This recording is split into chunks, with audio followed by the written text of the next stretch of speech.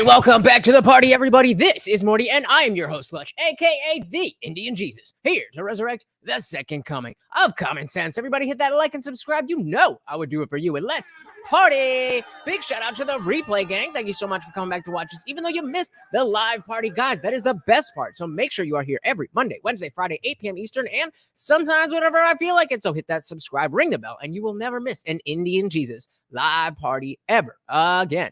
You can also head over to theindianjesus.com to get your very own The Indian Jesus official merch. Only at theindianjesus.com. We also have a free Discord server. It is free to join, guys. It is absolutely free. 24/7. We are hanging out in there, having good conversations. But if you join as a member, you can scroll right down here and join as a channel member here.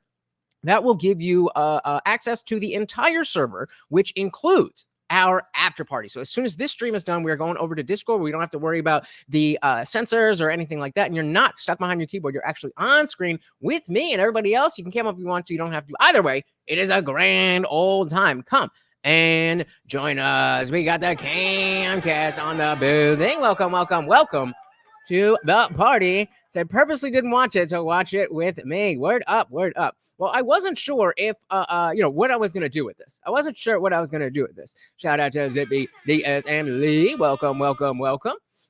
Because if any of you have seen the clips going around from Terrance Howard, he's a little out there. But I changed my mind and I realized, you know what, this is actually a really good opportunity to kind of take a look at the conversation, not necessarily the content of the conversation, but how is the conversation unfolding? And that's, I think, always what we do, or always what we try to do. Oh, there he is. You want to come on up? Come here. There we go. Our co-host in the building. So we always try to do that. But I think there is, a very large aspect of, well, we want to know, is this person right or wrong? So here, I'm not going to know. I watched through this a little bit. You got to sit down more.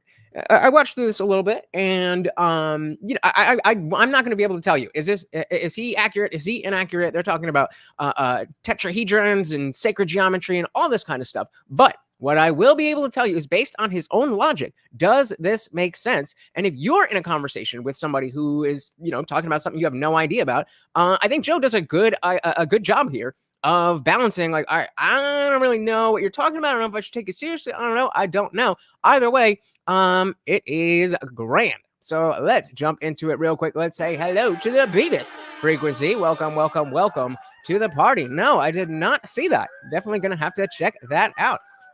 Welcome, welcome. We also got Dietrich. Welcome to the party, guys. So I skipped forward a little bit. He was kind of just rambling for the first 20 minutes, literally the first 20 minutes, not really, kind of laying out his whole thing. But they get into more stuff. So I kind of skipped it. You missed a little bit here, but we're jumping in right where it gets good. As always, if you're not cannot the video, please do let me know. Are you familiar with Khalil Gibran? Yes. He wrote a book. He wrote The Prophet, 1923, but he wrote another book called Sand and Foam. In that book, he told a story of a man who had been away from his family for 4 months working, and he was excited to come home. And as he was coming home, he knew that the mountain, when he saw the mountain, that he was close to home. So his 5 senses started having a conversation, and his eyes says, I see a mountain, I see a mountain, I see a mountain. And so the ears perked out and said, I don't hear a mountain. The nose sniffed and said, I don't smell a mountain. The tongue tasted the air. I don't taste a mountain. And the other 4 senses started speaking among themselves, and they came to the conclusion that there must be something the matter with the eye. So basically, again, just to fill you in, that's not going to make much more sense by watching the first 20 minutes. But he's basically talking about you can't necessarily just trust your 5 senses. Because they couldn't perceive it. But all of these things, we've been misled just because we've been fooled by our senses. Our eyes see 0.05% of the entire electromagnetic wave. We're blind cosmically, but we judge everything by what we see. And they've done that with science for so many years. You look at E = mc squared. That talks about expansion. It does not show how it's divided. I didn't see the backtrack, but that is very, very funny. If ever you've never breathed in twice without breathing out, you breathe in. Wait a minute. Hold on. Never breathe in twice without breathing out? Yes, I have. I do it a lot, every single day. And you breathe out. You charge and you discharge. There's no. So how is it that the breathing in, they're acting as if the universe is just expanding out, breathing out, and it's going to dissipate out, and they never include the contractive side of it, breathing in.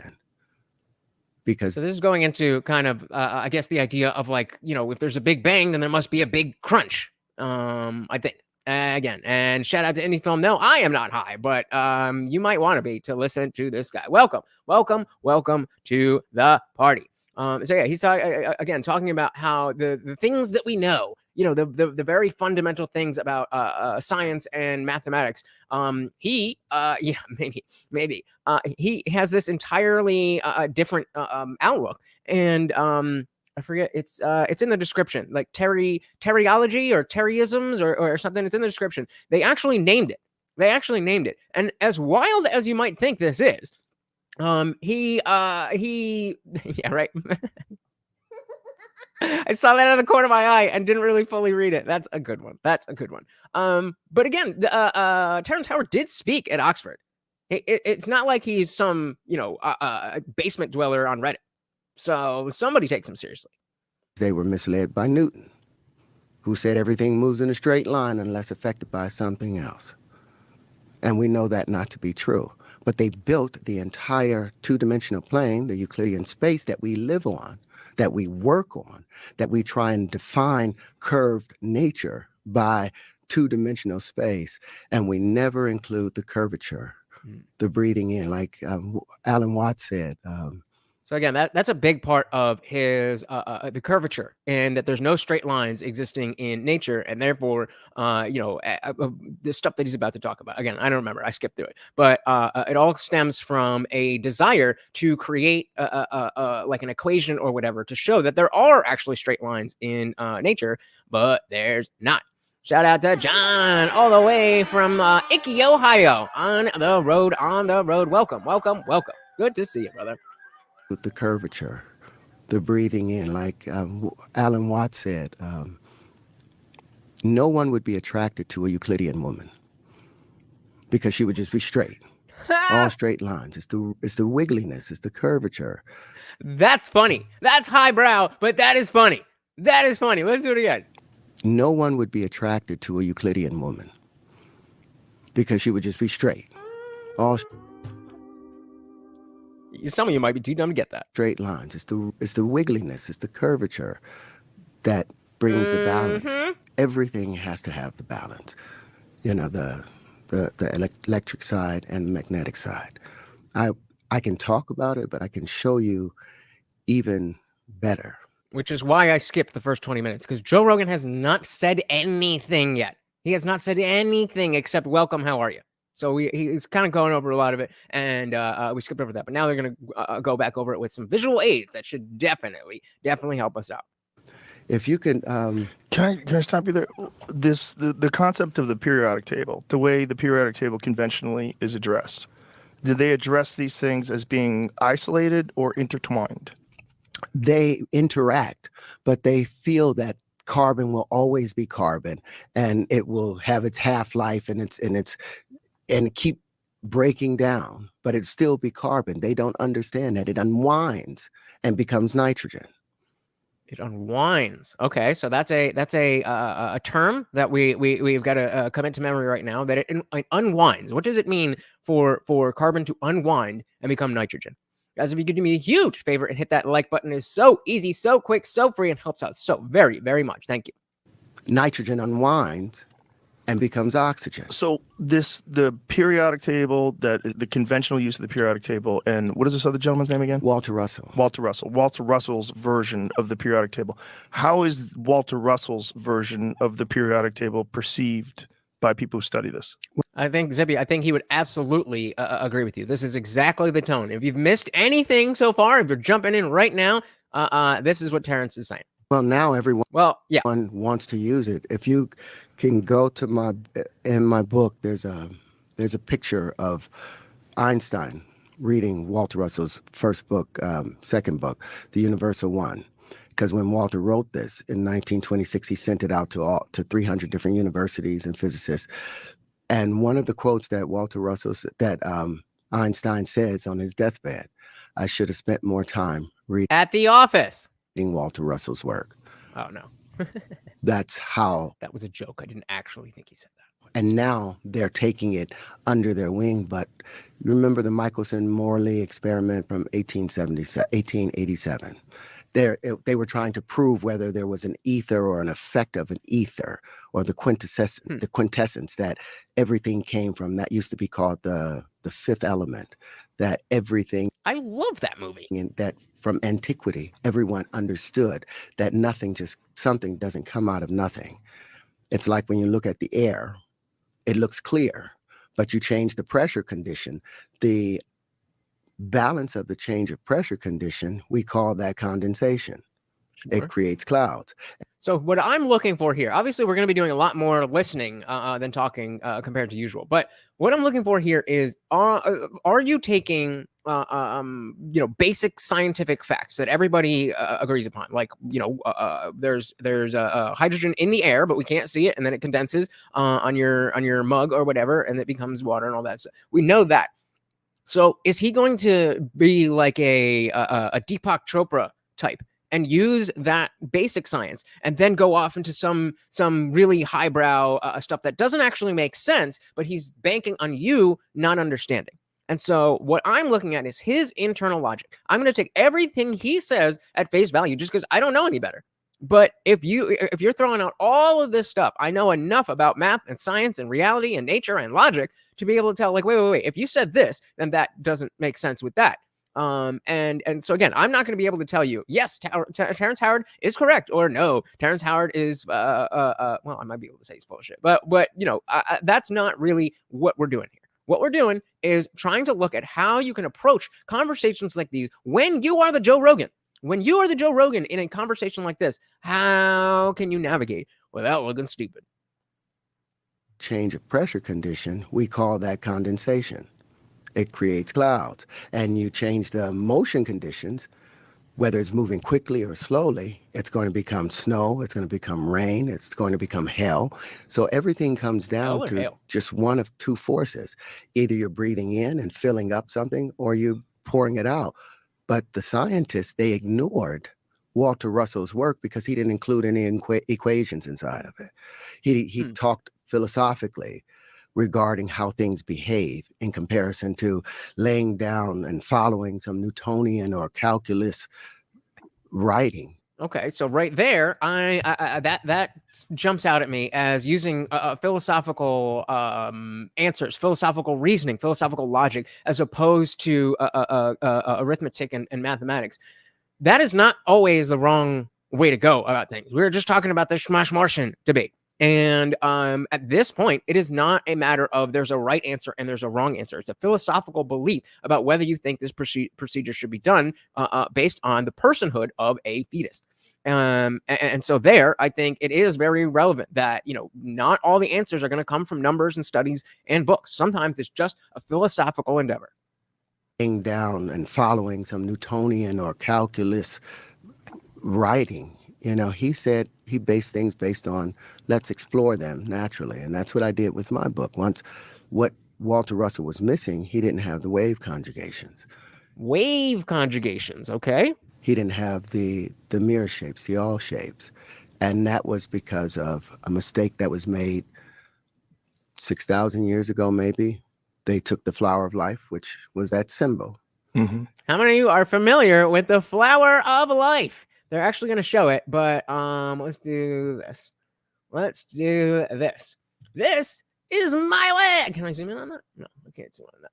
That is my leg. So this was a flower of life, and the guy didn't really do it the way that I wanted to. So when we started the tattoo removal business, instead of just having like a before and after picture, I would go into whatchamacallit, the consultations with new clients and show them my leg and talk to them about what the experience was like. A little bit better than a pamphlet. But Flower of Life.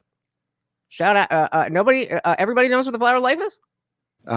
If you could go to my book, tcotlc.com, there's an example that I put in there on page 64.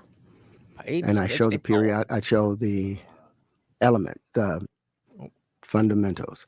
All right. So Dietrich says, this man reminds me of my uncle. Keeps talking and talking, giving a sermon on what he's learned in his hermitized basement, dwelling rabbit hole chasing the YouTube dragon. I just go blank and nod. And so they actually, there's a lot here. That's why I skip forward, because now they're bringing up a bunch of visual aids, and he's not just talking. But again, I'm not smart enough to tell you that he's full of shit, because there's a lot here that makes sense. If you're familiar at all with sacred geometry, this is exactly what he's talking about. But I hear you. We said the matter is just the static state of energy. Energy is matter. I am matter. I am energy. I am one with the spice, one with the universe, man. Yeah, agreed. Shout out to Dylan Soup in the building. Welcome to the party. You say yeah. Show the period. I show the element, the fundamentals. The LCs, they just tap one. Go to 60. All of on the right side of the page, right there. On the left side of the page, you see the 5 platonic solids. Now these, everybody is familiar with these. Everybody's familiar with sacred geometry and the flower of life and the tree of life and the tetrahedron and all that stuff.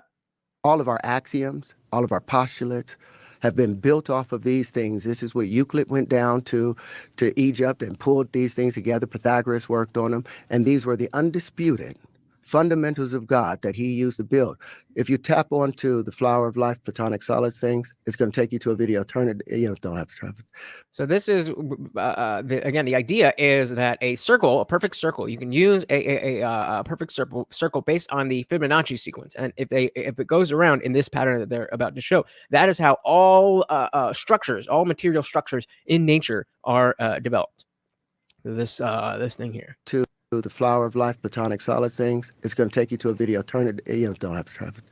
But it'll show you the flower of life that they took this from. But you'll see that instead of following the natural curvature of these 64 circles overlapping, they averaged the space where they met. And they invented straight lines. So that's his main thing, is that based on this pattern, this is the oldest symbol in recorded history. I don't know who they is, but they created the idea of straight lines in nature, which doesn't actually exist. And I don't know. He's figured out a way to supposedly make sense of that. So he said it reminds me of Pitt's take. Shout out to Pitt. Yeah, he'd definitely be into this stuff. Tag him in Discord, see what he's doing, see if he can get us any insider information on this kind of stuff. Why did they do that? Because they believed that the world was flat. Okay. Now things are coming together. So the world authorities were always the religious people, and we all remember that Galileo was put to death for saying that the sun was the center of the solar system, and of course they thought the Earth was flat for a very long time, and so they have to make that fit. When of course now we know the Earth is not flat. If the world was flat at the time, and the church promoted Pythagorean theorem comes off of this cube, a squared plus b squared equals c squared. So they wanted to use all of these intertwining circles and create straight lines. Because that's how they thought everything came down to, straight lines. They thought the world was flat. And I was like, and if you that's a key thing. Thinking that the world is flat. That is the what was Zippy saying before about nature is chaos and humans cling to symmetry, yet asymmetry is nature. That was the disconnect. They didn't know that, and they assumed that the Earth was flat. So there must be flat lines. There must be straight lines. And so again, this what happens when you work backwards from your conclusion and try to make it fit. They thought everything came down to straight lines. They thought the world was flat. And I was like, oh my goodness, they didn't open the flower properly. So the next one would be the icosahedron. Now, the flower of life, it's very, very old. The concept is very old. What was the origin of the concept? It's the oldest symbol known to mankind. It's believed that it was Anki. I kind of feel like some of you are bullshitting me. You're gonna, like, let me know if you don't know about the flower of life or sacred geometry or stuff. We'll take a little aside. But if you're lost now and you don't let me explain the symbol stuff that I understand, you're definitely gonna be lost.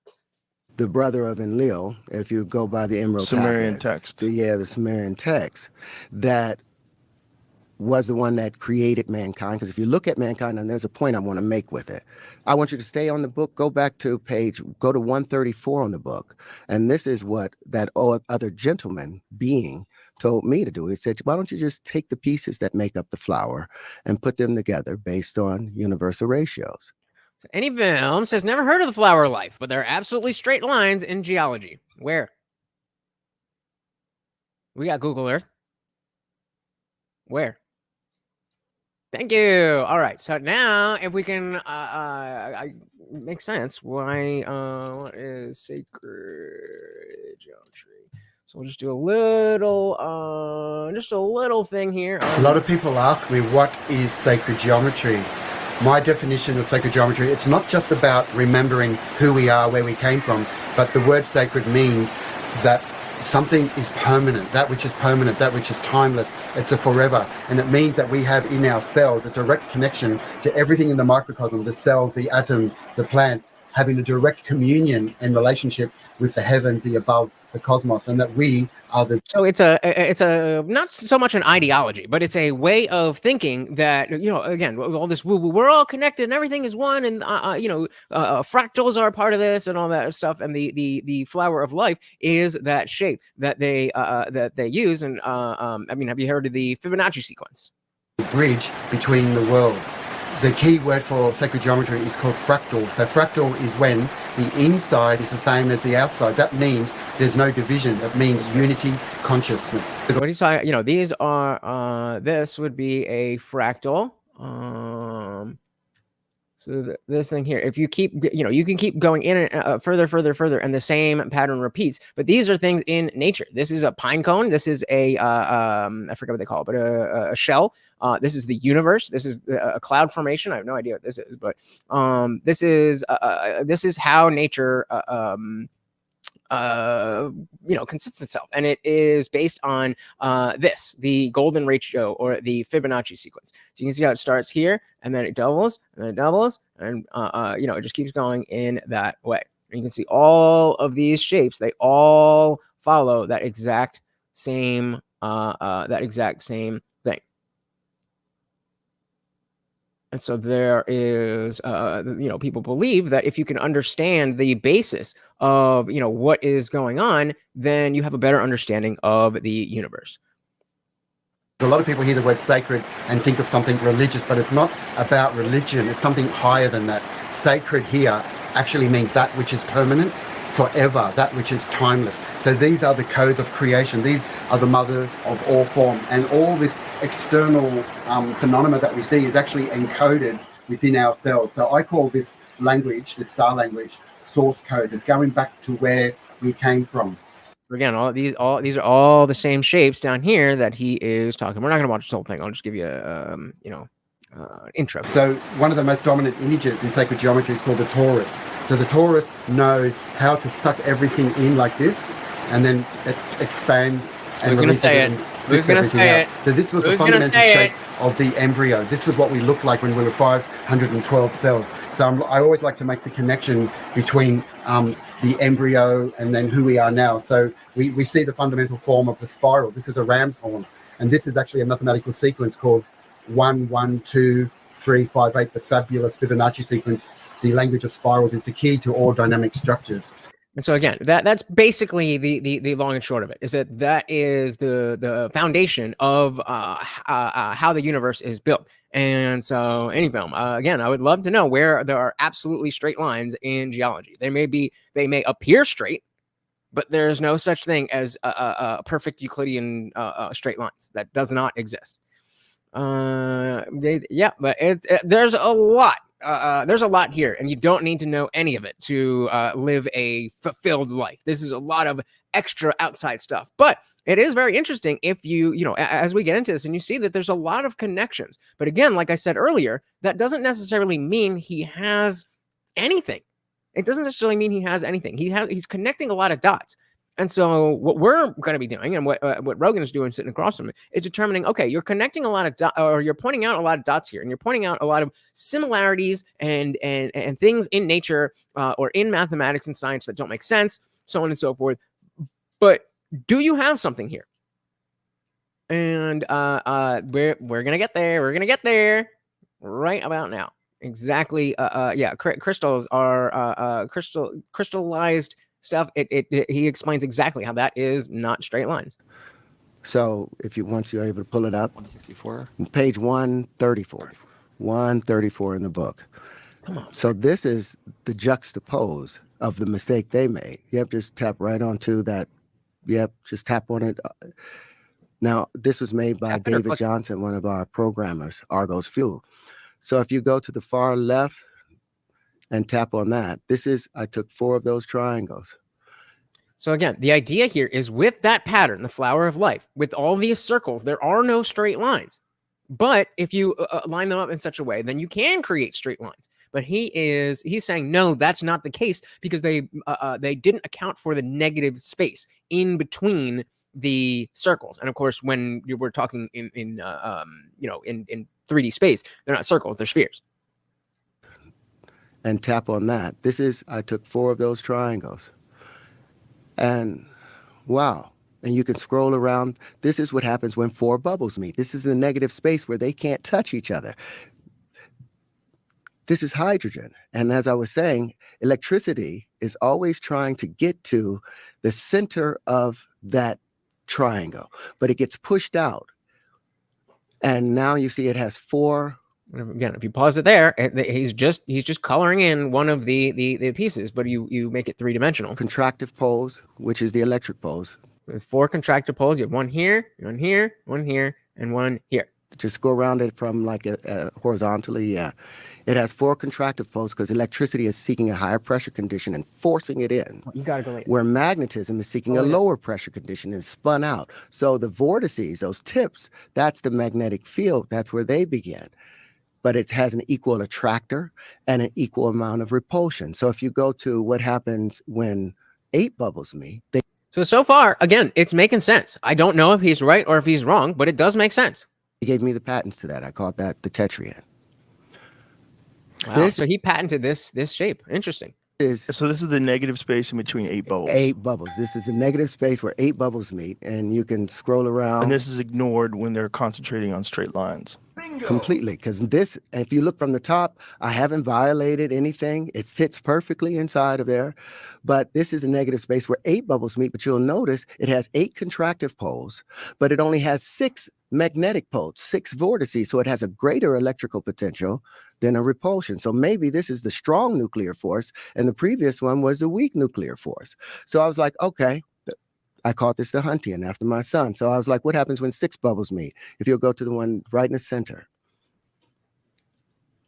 This is cool. Now you see that it has these even if you don't really know what's going on, this is kind of huge bubbles, fast moving, but there's 6 strong spheres that's going around this, but the greater attractor has grabbed the 2 weaker attractors. So he's saying this part, the greater attractor has brought these 2 things in, and because we're talking about electricity, so the stronger the center is, the more external things can be brought in.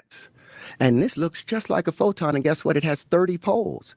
What is the speed of light? 299,752,400 something. They rounded off to 300 million kilometers per second squared.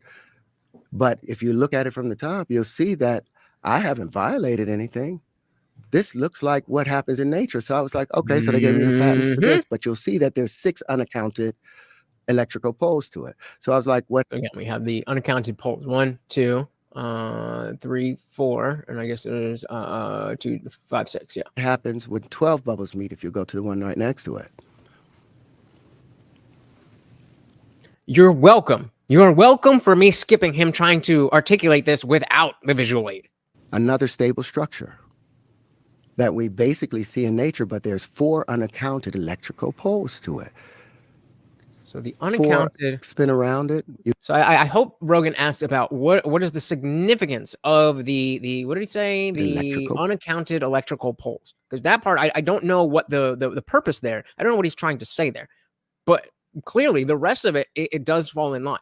So it really matters. What is your conclusion here? What are you concluding from this? Poles to it. 4 spin around it. You can count those 4. You'll see 1 at the bottom and 3 on those sides. This is the basis of crystallization, the laws of crystallization that forms. And you can go to the last one. I was like, what happens when 24 bubbles meet? Oh, Jesus. 24? This is a negative space. If you pull to a horizontal on it, this is a negative space where 24 bubbles meet.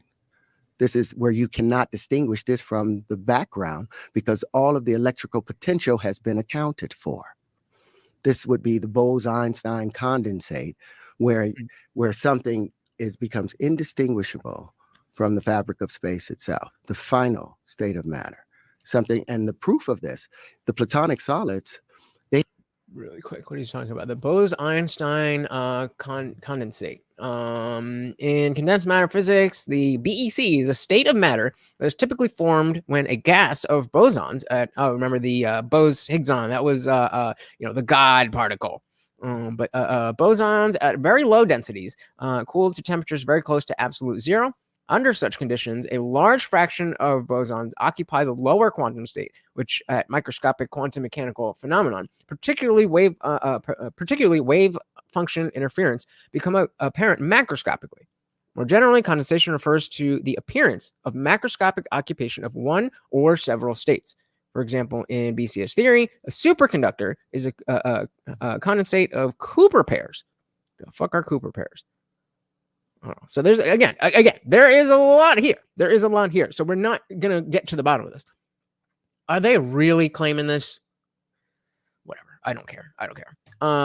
There's a lot here, but what we're looking at is do they is what he's saying internally logical? Does it make sense? Any film said look up Giant's Causeway. Okay, let's do that. Well, they're trying to claim my ish. Giant's Causeway. All right. Okay, bunch of rocks. Cool. Where are the straight lines? These are not straight lines. Again, they appear to be not curved, but it's not completely straight. That's not how that works. That's just what he's saying. That's just what he's saying, and that's the diamonds fracture into straight flat edges. I don't think that's true. Do diamonds fracture into straight lines? All right. A crack in a diamond that appears as straight, transparent line usually is a griddle reflection, which is only visible from the side of the diamond. Reflection size is proportional to the diamond's griddle. I'm pretty sure they're saying the same thing. Diamonds can also break across crystal lines or flaws and inclusions if hit at the right angle. Diamonds are natural lines of weakness. Diamonds can also break if there's a buildup. Yeah, nothing about straight lines here. I mean, again, if you got a source, let me know. Dietrich says, I'm calling my clinical ordered IQ test when I was diagnosed with ADD. Yes, my brain should not be error coding and melting this hard at 162. I mean, I'll put it up to, this is just really outside of the box. This is just really outside of the box. It's not stuff that we talk about on a normal day. And so even if it's not super complex, it's just very unfamiliar. And I think that's fair. Zibby says, to anyone, doesn't rarity prove the rule that straight lines are practically rare in nature?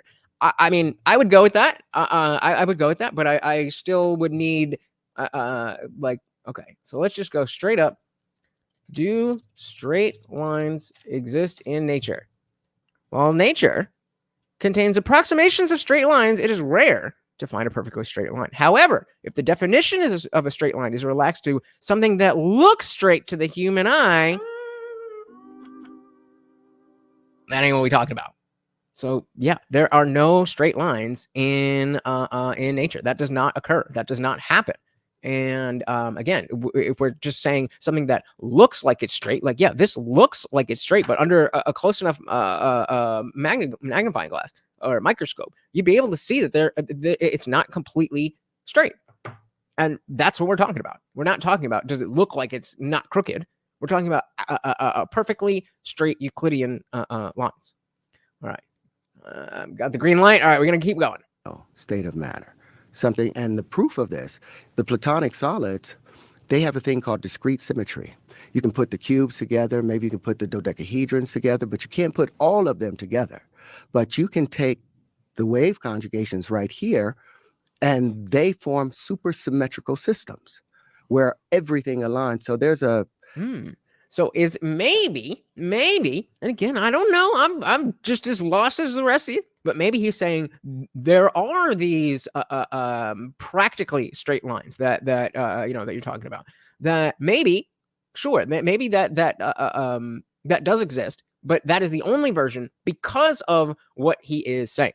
Maybe that's what his point is, and not that straight lines don't exist, but the reason that we've said straight lines don't exist is because of the misuse of the flower of life. Maybe.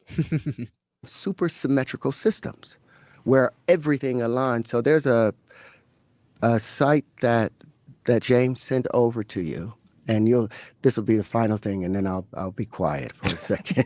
But, all right, I'm gonna skip ahead, try to beat the Walter use that I patented, and this is one of 4 supersymmetrical systems that I patented. And the reason I patented it was because when Walter Russell put his stuff up, yep, just go down a little bit, and we're going to get the gravity, not that one. We're going to get the gravity in this. Bro, this is going right over your head. I understand what you're saying. That again, we just did this. This is a straight line in common parlance. But again, no leaves have straight lines. No celery is a straight line. It's just not crooked and curved to your naked eye. Do you think your vision is the entirety of what exists? Of course not. You know that our eyes can only see a certain level of the light spectrum to begin with. It's straight in the sense that if you drove on it, your car would be fine, but it's not a perfectly straight line. I mean, I'll just pull up a picture of celery right now. Like this is even curved. You bring it and you so celery. What did you say? Celery fiber.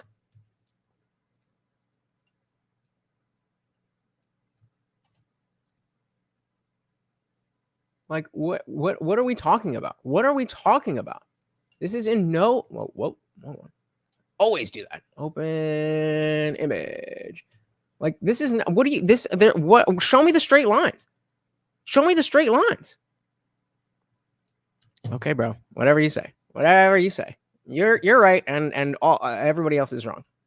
Also put his stuff up. Yep, just go down a little bit, and we're gonna get the gravity. Not that one. We're gonna get the gravity in a second. Not that one. We're not even there yet.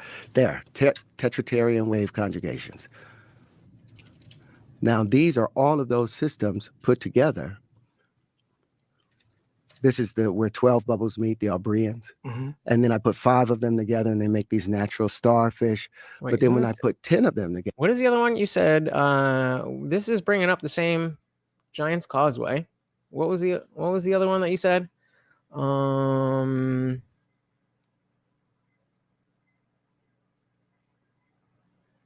Where is it? Okay, so Giant's Causeway. Okay. Again, not straight lines. Very obviously not straight lines. Bimini Road.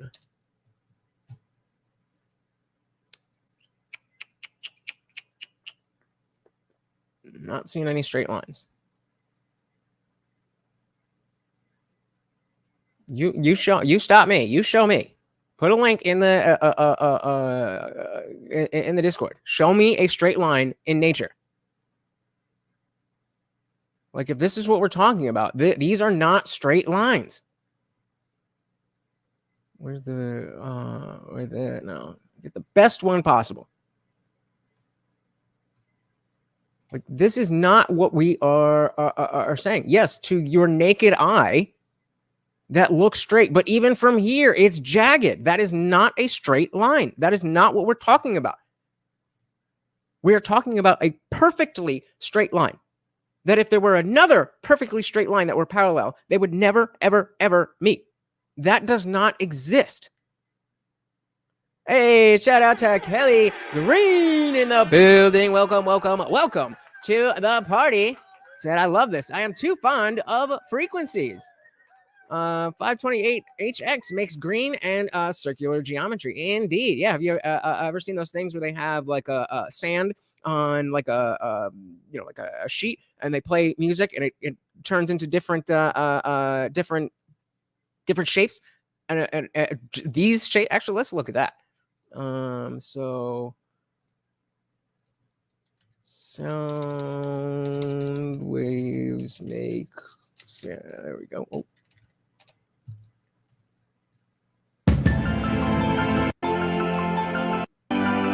So they just have some sand on this this thing. Climatics. There you go. There you go. Just thing. Right. So this is this is what Kelly Green was talking about, the different hertz levels. And so this is 345. That's just by playing a tone. And again, show me where you see straight lines.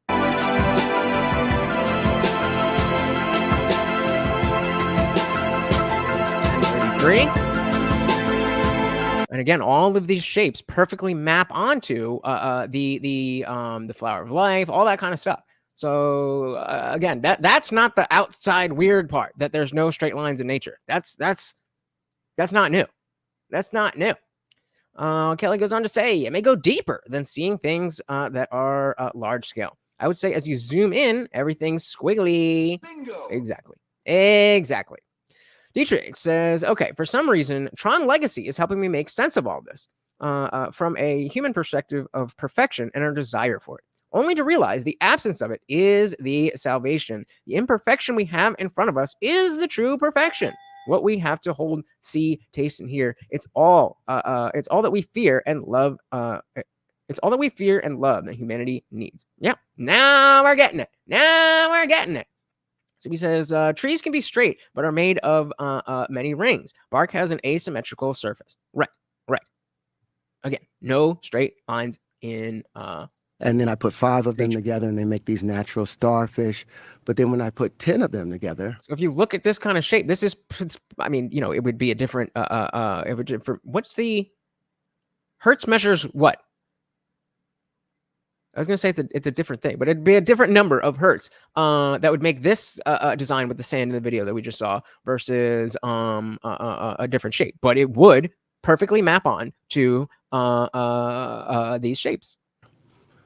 They lay themselves out and they predict all distribution of matter within the electric field. And you can see where 6 bubbles meet as you get to a higher point on it. Those where 6 bubbles are meeting, still fitting perfectly where the 12 bubbles are meeting and where the 4 and where the 8. That's a super symmetrical system. I put frequency. There you go. Thank you. Yeah. So hertz measures frequency. So if you raise the frequency, as we saw in the other video, it will have a different shape versus a lower frequency, and so on and so forth. And no straight lines. But 12. If I put 20 of those where 6 bubbles meet, the Antonians, they make a natural dodecahedron. that's naturally curved. If I take where the 12 bubbles meet, that's where I made the linchpin from. Ultimately, from some of those pieces you got right there, that all shape of it.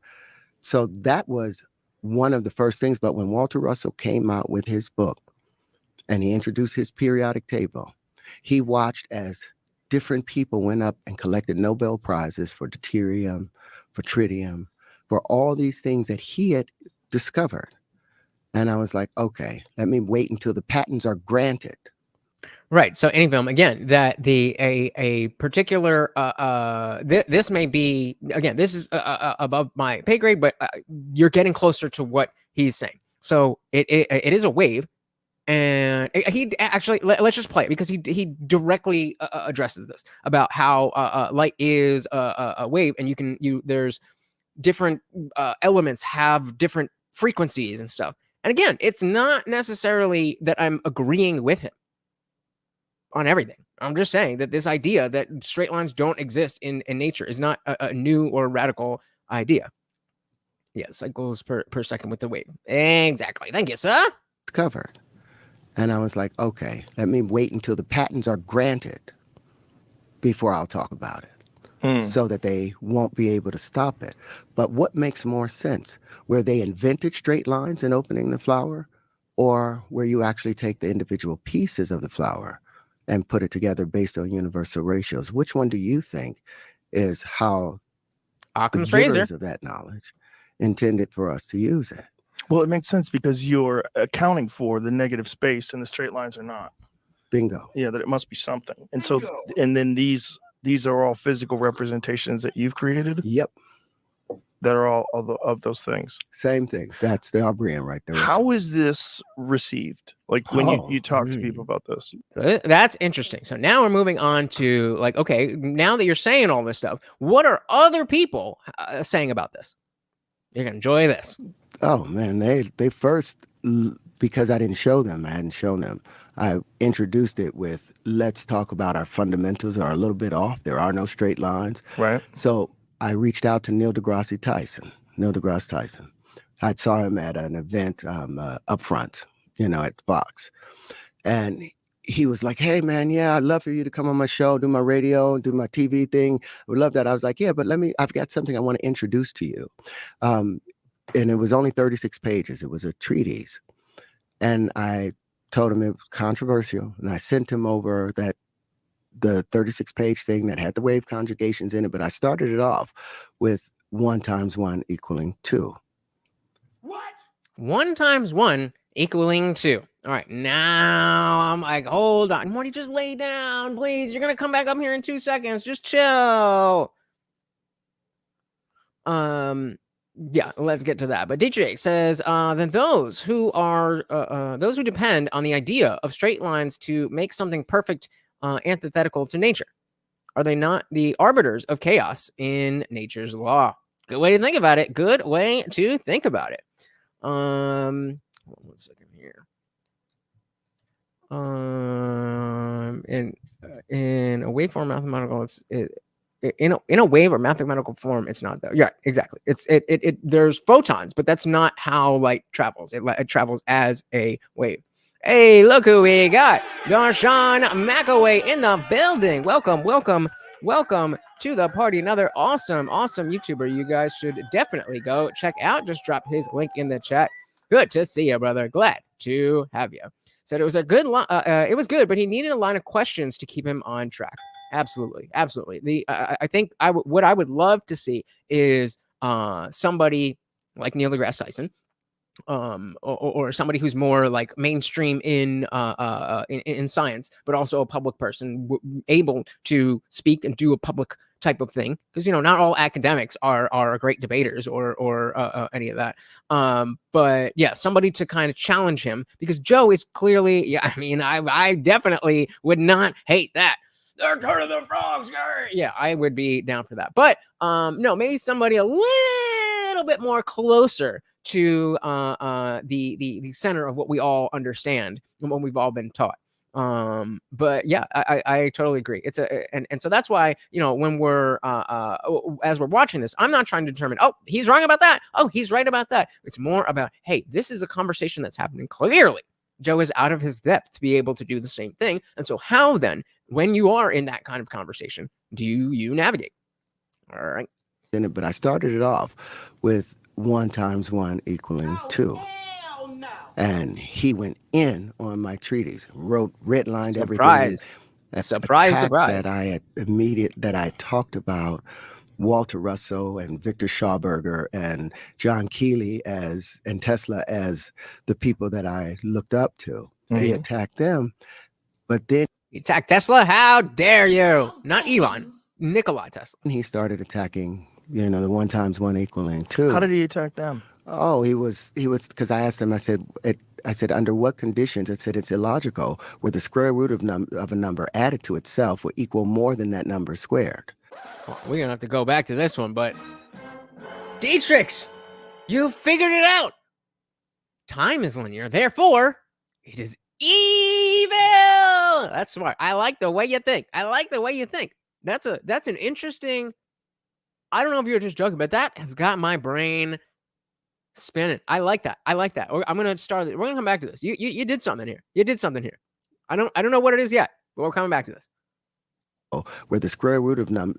Yeah, we'll get that full thing. I said, under what conditions? I said it's illogical where the square root of a number added to itself will equal more than that number squared. But that's what happens with the square root of 2. That's what happens with most of the numbers. Notice his shirt. It's like, how is it that multiplication, if it means to make more and increase in number, how is 1 times 1 equaling 1 part of the multiplication table? Now, I understand that if you're seeing it one time. Right. But that's what that means. 1 time of 1. We call that once. But the moment that you add the times in there, that multiplicative indicator, that means there's more than 1. No, it doesn't. So you can use a variable there, and you can say cake. Cake is the thing. How many of the cake? Cake times 1 equals 1 cake. So we don't need to say cake because we're just talking about numbers. So 1 thing times 1 example is 1. Again, I am not writing for this guy. I am just having the conversation. Infilm said, wait, are you guys saying light doesn't travel in a straight line? Yes, the wave travels in a straight line, but the photons move in the wave. As far as I understand it, we could. So do photons move in a straight line? Okay, yes, photons travel in a straight line because they have no mass and follow the laws of reflection and refraction. Because they have no mass, photons can't be affected by gravity and don't curve or bend when traveling through space. They also move at a constant speed of light, which doesn't change directions. So, I mean, the only thing here I would say is that light is not a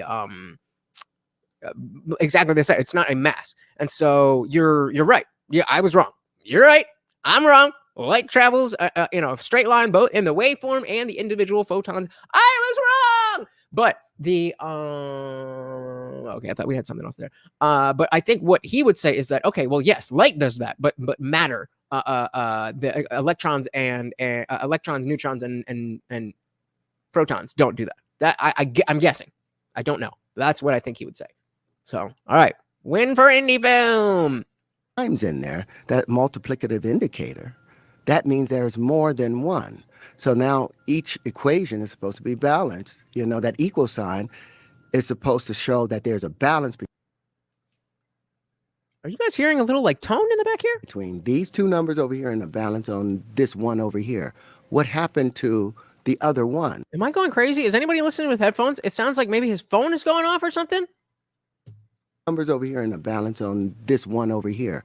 What happened to the other one? Am I crazy or y'all don't hear that? All right, I'm gonna leave it. Over here and a balance on this one over here. What happened to the other one? Again, one of the ones is saying what we're looking at, and the other one is not saying there is another thing. It's just saying how many times we see the thing. So here, hey, yo, you are way off base. And I understand why Neil deGrasse Tyson would be like, bruh, you stupid. But as Joe brings up, well, we'll get to that when we get to that. Dietrich says, honestly, my brain is doing the whole Zach Galifianakis hangover card counting algorithm thing right now. It's uncomfortably making sense to me in different ways right now. Exactly. And so what we need to look for is, okay, it does exactly this. Uncomfortably, it's making sense in different ways. He's connecting dots. He's pointing things out. But do those things deserve scientifically to be tied together? And so I wish I'd said this earlier, but another aspect of this is, where's Guantech? The magical thinking. The magical thinking. The fact that if you are believing, especially if you're if you're religious, whether you're a Christian or a Muslim or whatever else, if you're willing to say, okay, this is what I believe, and then you hear this, you're like, oh, that guy sounds crazy. Oh my God. How do you think I feel when you talk about your faith? In this equation, Shout out to Robert. Welcome. We have rules here, and you were not respectful. I don't care how much money you give me. You can stop giving me money, but you cannot come here and break the rules. it didn't equate. And then I took the square root of that number. I took the square root of 2. Because all this started in 3rd grade. I was arguing with my teacher because we were talking about the square root of 100. Oh, my God. Is that your phone? I knew it! I knew it! I thought I was going fucking crazy. Holy shit. All right. Thank you. Oh my God. Nobody else heard that? I thought I was going crazy, bro. My teacher, because we were talking about the square root of 100. Oh my God. Is that your phone? Yeah, that's my wife's supposed to take these things, because Robert, if you don't like it, fucking leave. What is that? And pure body extract. And there's another one. Advanced daily cellular detox. What's in this? Oh boy. And this too. What's in this stuff? Just things to counteract the natural the metals that we have in our bodies that wear us out. And you just take. Okay, so now again another notch in the I don't know about this category where you take some natural drug. What did he say it was? I'm gonna look into that. The metals that we have in our bodies and I mean that's definitely true. There's definitely metals and plastics and all this kind of stuff that are in our bodies and are in the water, in our food, all of that kind of stuff. But I don't know if some dropper is gonna fix that. I genuinely don't know that. I'm not saying it won't.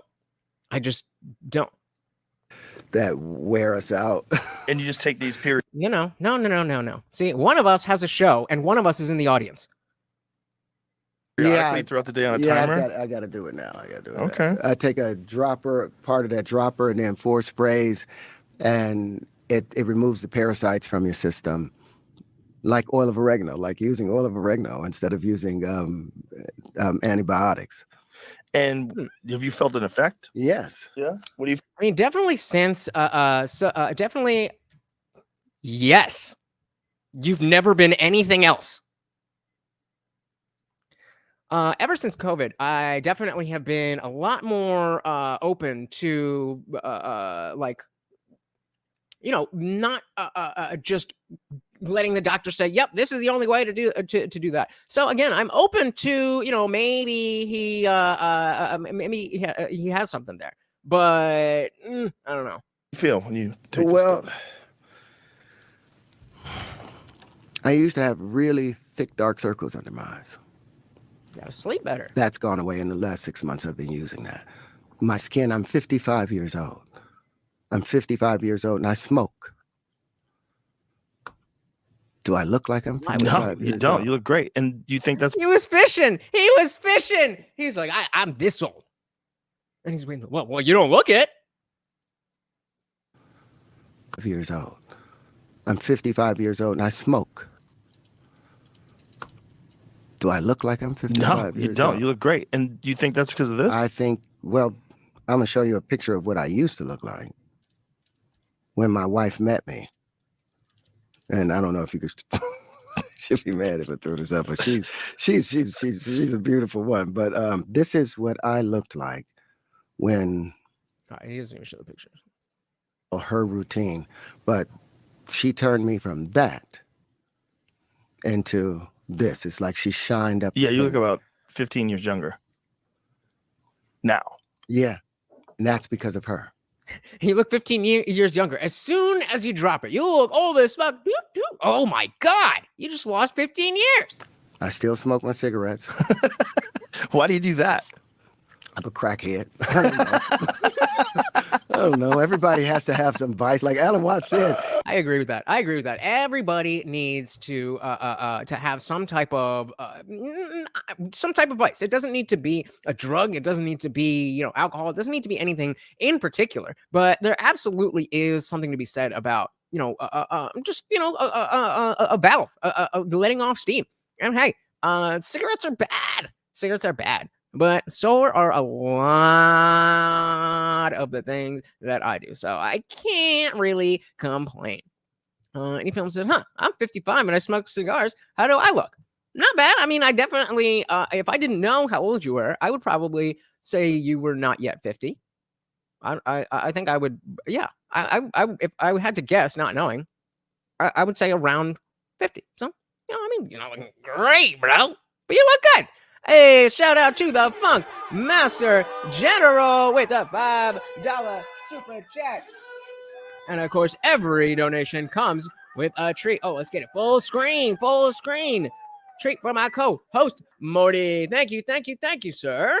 Funk Master General said, yeah, man, I heard the bell and thought it was Morty calling for the hookup. So hook him up. Indeed, I will. Thank you, sir. And of course, that makes you the new sponsor of the stream. Very, very, very much appreciated.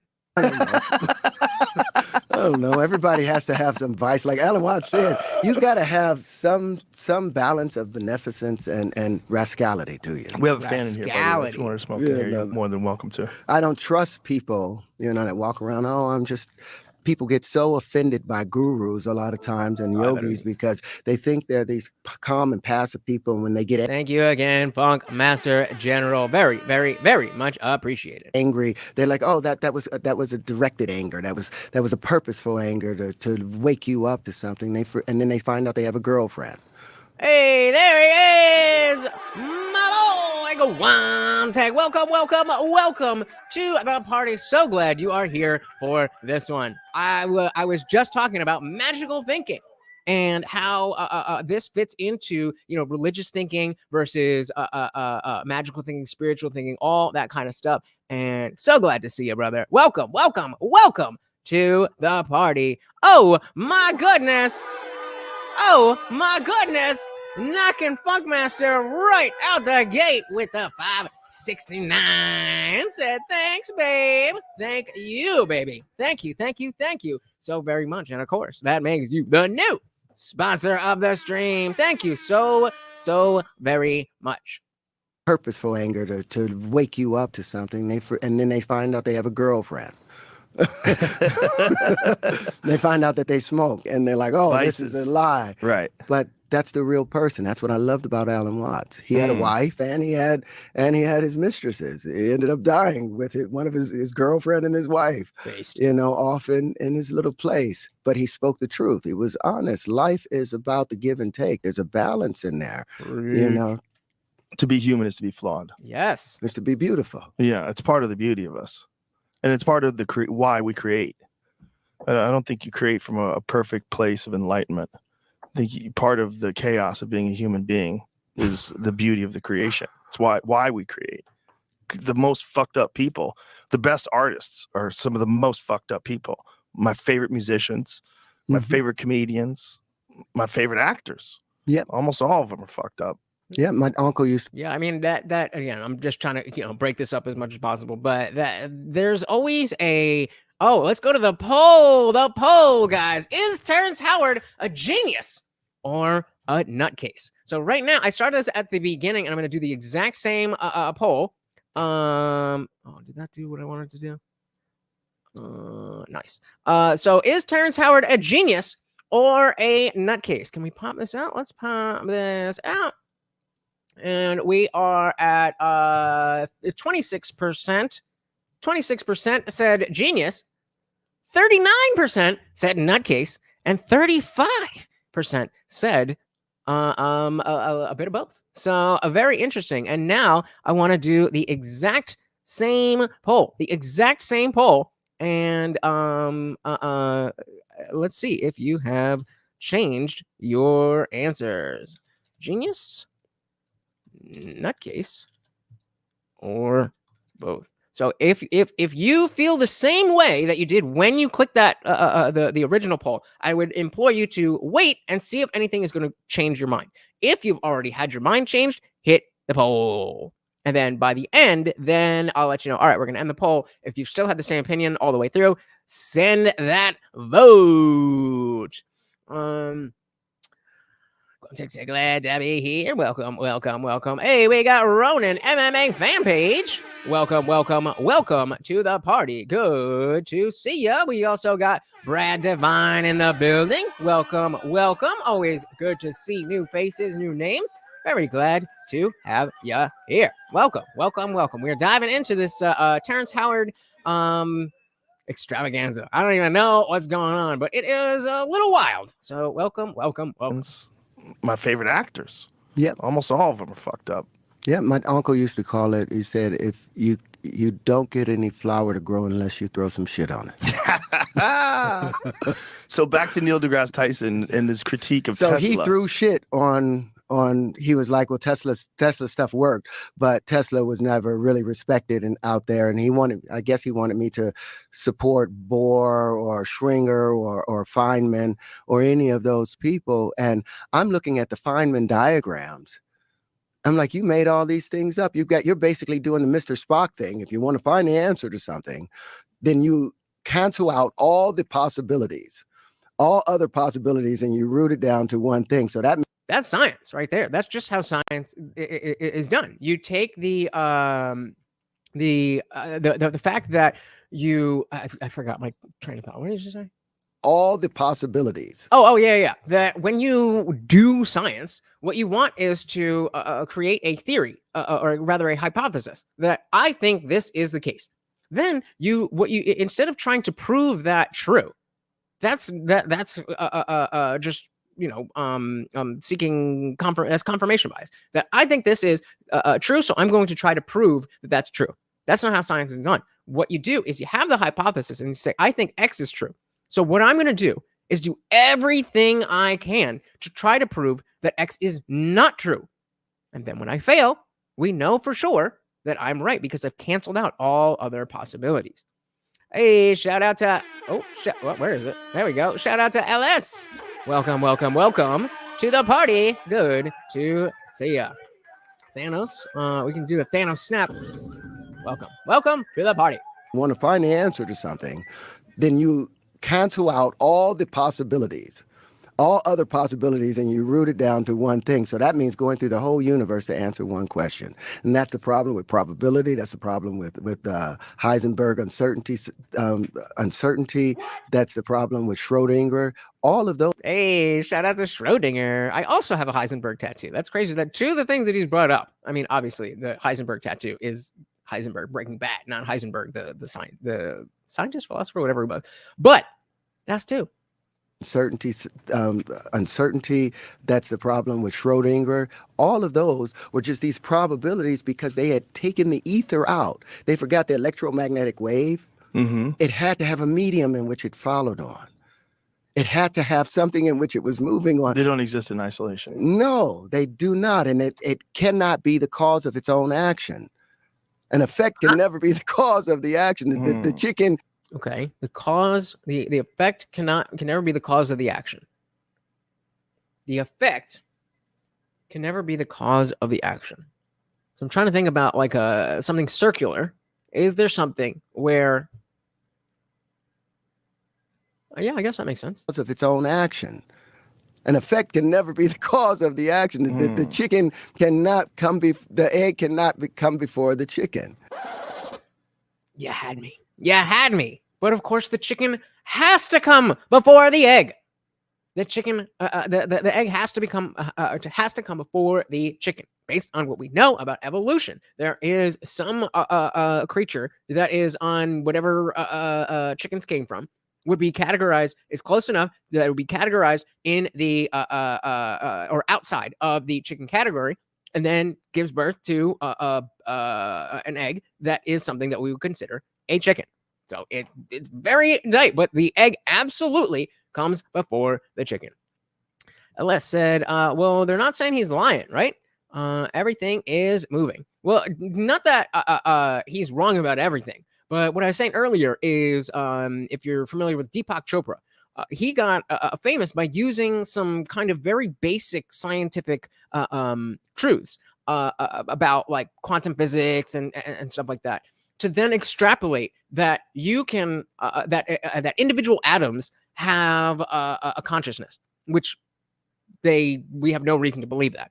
And I mean, he could be right, but he was proposing that he did. And most of what he would say is using the very basic thing, the very basic truth, and then build on that. And all this word salad that like, we don't really understand what exactly you're saying, so we're just going to go for it. And shout out to Richard Dawkins, who actually, knows about this stuff and was able to have a conversation with him and showed that he didn't know what he was talking about. So it's not necessarily that Deepak Chopra is wrong about how the universe works, but he don't know what the hell he's talking about. Zippy said, there's a force that things run on. So a thing is not alone in its action. There's a force that things run on. So a thing is not alone in its action. Okay, fair. What is the significance of this? I'm not disagreeing. Just what is the yeah, and then we ate it and it was delicious. Ooh, love me some chicken, right? As we said, lizards came before chickens. So yes, in a vague sense, the egg came before the chicken. Bingo. Exactly. Everyone knows the T-Rex came before the chicken and the egg. Well, obviously. Film said, effects, cause of action. Great men create good times, create weak men, create hard times, create great men. Dilly dilly. To the fourth turning. Yeah, lizards are delicious. So Brad said, so where did the first egg come from? So again, we have the predator, not from a fish. The predecessor to, I don't know what the direct predecessor and ancestor to a chicken is. Well, let's just call it a proto-chicken. So there's proto-chickens, and then we have evolution, and then they get to a place where we call them chickens.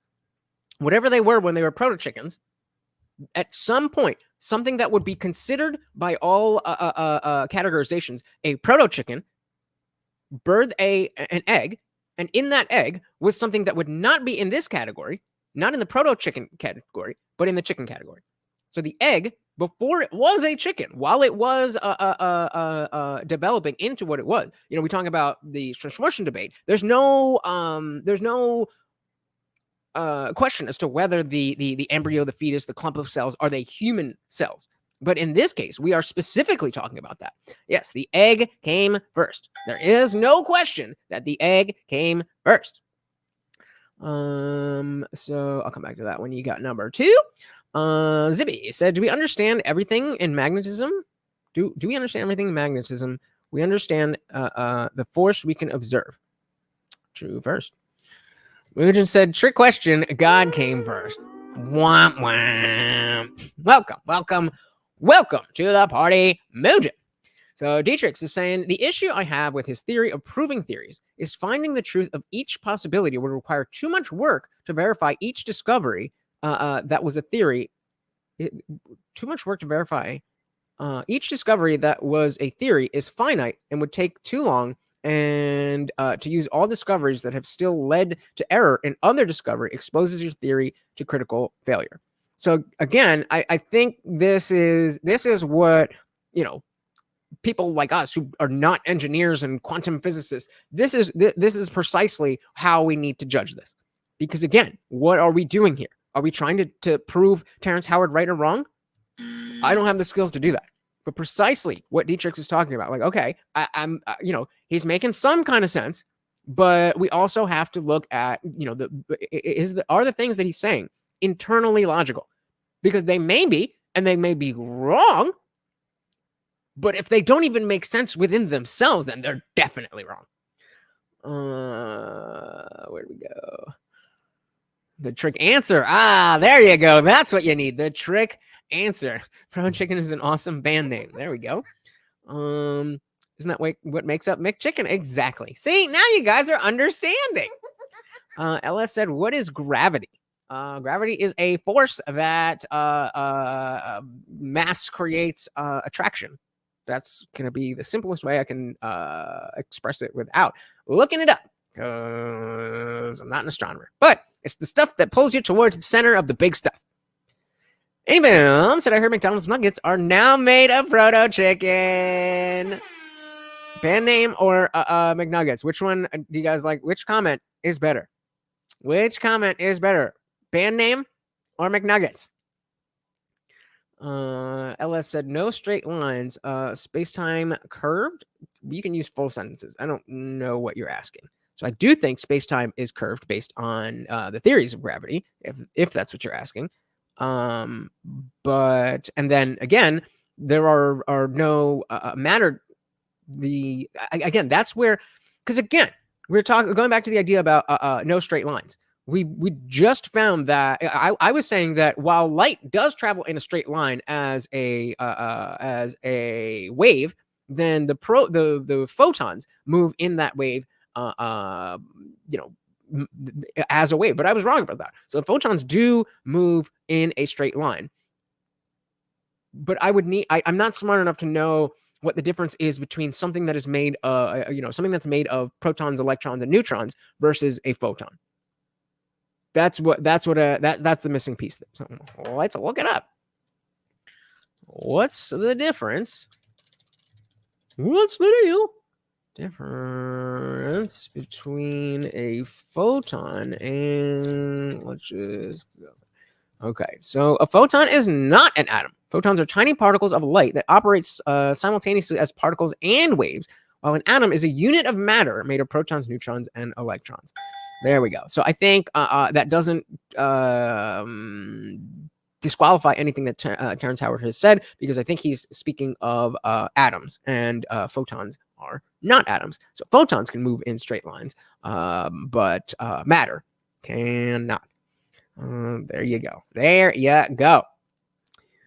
Pro chicken sounds like a reboot. that would be a good idea. They should definitely do that. I think they can make a lot of money. Any film said gravity is space-time. Mass bends space-time into itself. You are traveling straight, but space-time is curved to the mass. There you go. There you go. There we are. All right.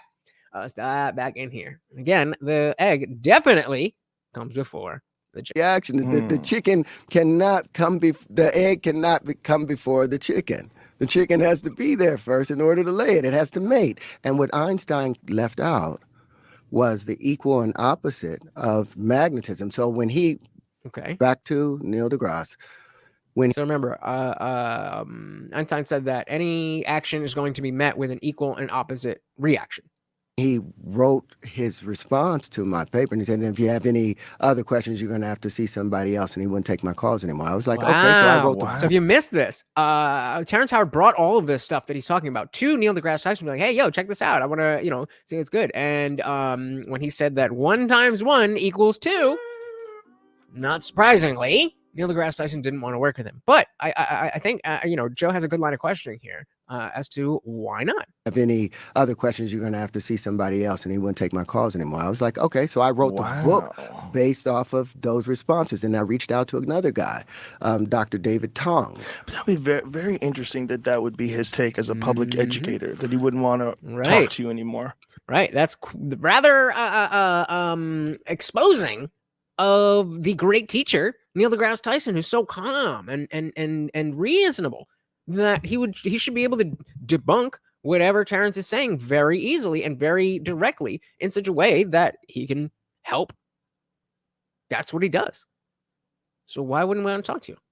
Interesting that would be his take as a public educator, that he wouldn't want to talk to you anymore. The reason I wanted to talk to him was because of his show, The Cosmos, that he was doing after that incredible guy. Did you guys see that? Either the original one with Carl Sagan, or they did, I think, 2 seasons of Cosmos with Neil deGrasse Tyson. If you have not, that is worth your time. It's not super dry. I mean, it's science, but it's not dry. It's told in a narrative form. Great visuals. If you have not seen it, definitely go check out Cosmos. talked to him was because of his show, The Cosmos, that he was doing after that incredible guy, Carl Sagan did. The very first episode he had was talking about Giordano Bruno.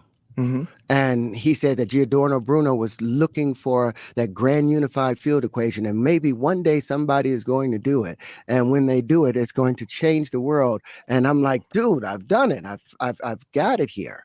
I feel you on that one, bro. I feel you on that one. Because I'm in the same position where everybody thinks that Christianity is the only way to keep people in line. And okay, maybe I haven't done it, but I'm working on it. The idea that, okay, maybe, but maybe not.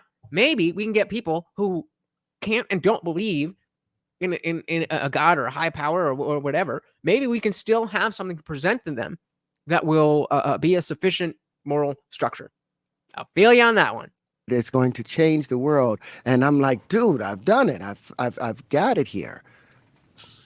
He attacked it with such vitriol that I was like, oh, okay, maybe I need to walk away from this. Dr. David Tong from Cambridge, a professor at Cambridge. Again, I'm backing up again. But again, I feel for so long, I thought maybe I'm just crazy. Maybe I'm just stupid. Maybe I just don't get it. And it took a long time to be like, no, I do fucking get it. I might not be perfect. I might not have everything figured out, but I'm on the right track.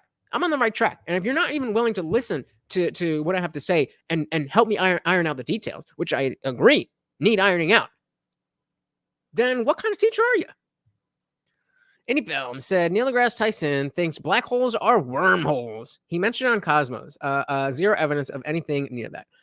I believe if you what he said was that it is possible because we don't know. It is very well known that we can't see right now with the technology we have what happens beyond the event horizon. So I would have heard him say black holes are wormholes and been like, what the fuck? We obviously know that's not the case. So I'm going to use my general knowledge of the show, the person, and the material to say that he said black holes could be wormholes, not that they are. Dietrich says that's because Neil deGrasse Tyson is the Carlos Mencia of astronomers. He likes to be the magician to science of the unintelligent.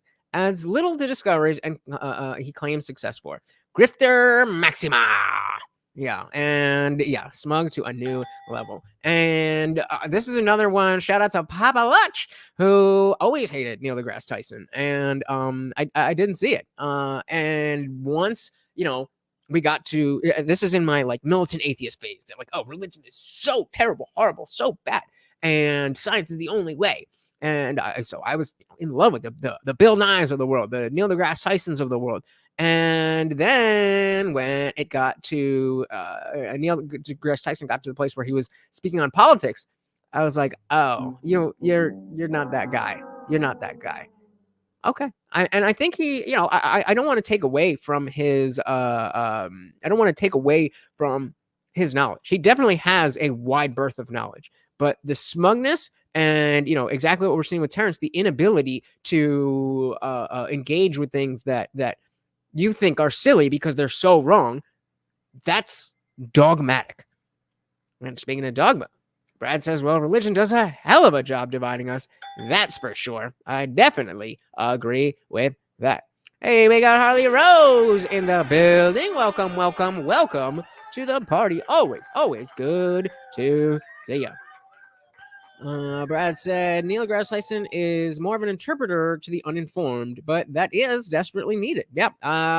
Fair enough. Fair enough. I think there is, I would put myself in that same category as well. Where I don't think I'm some amazing political mind. I don't think I'm some amazing debate person who can teach you how to debate. Like, that's not what we're doing.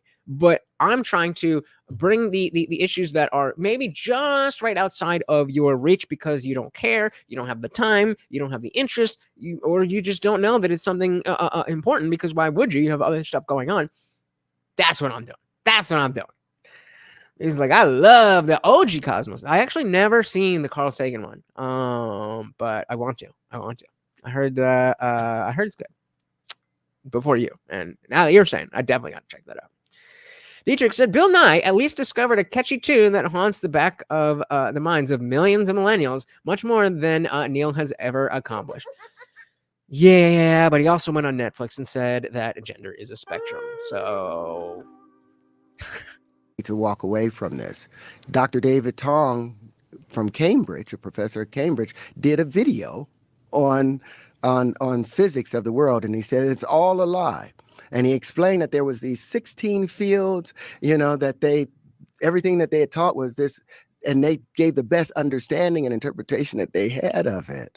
But it was all a lie because they didn't understand how it worked. Why? Because the Michelson-Morley experiment from 1887, where they were trying to define the ether or the earth in this etheric space.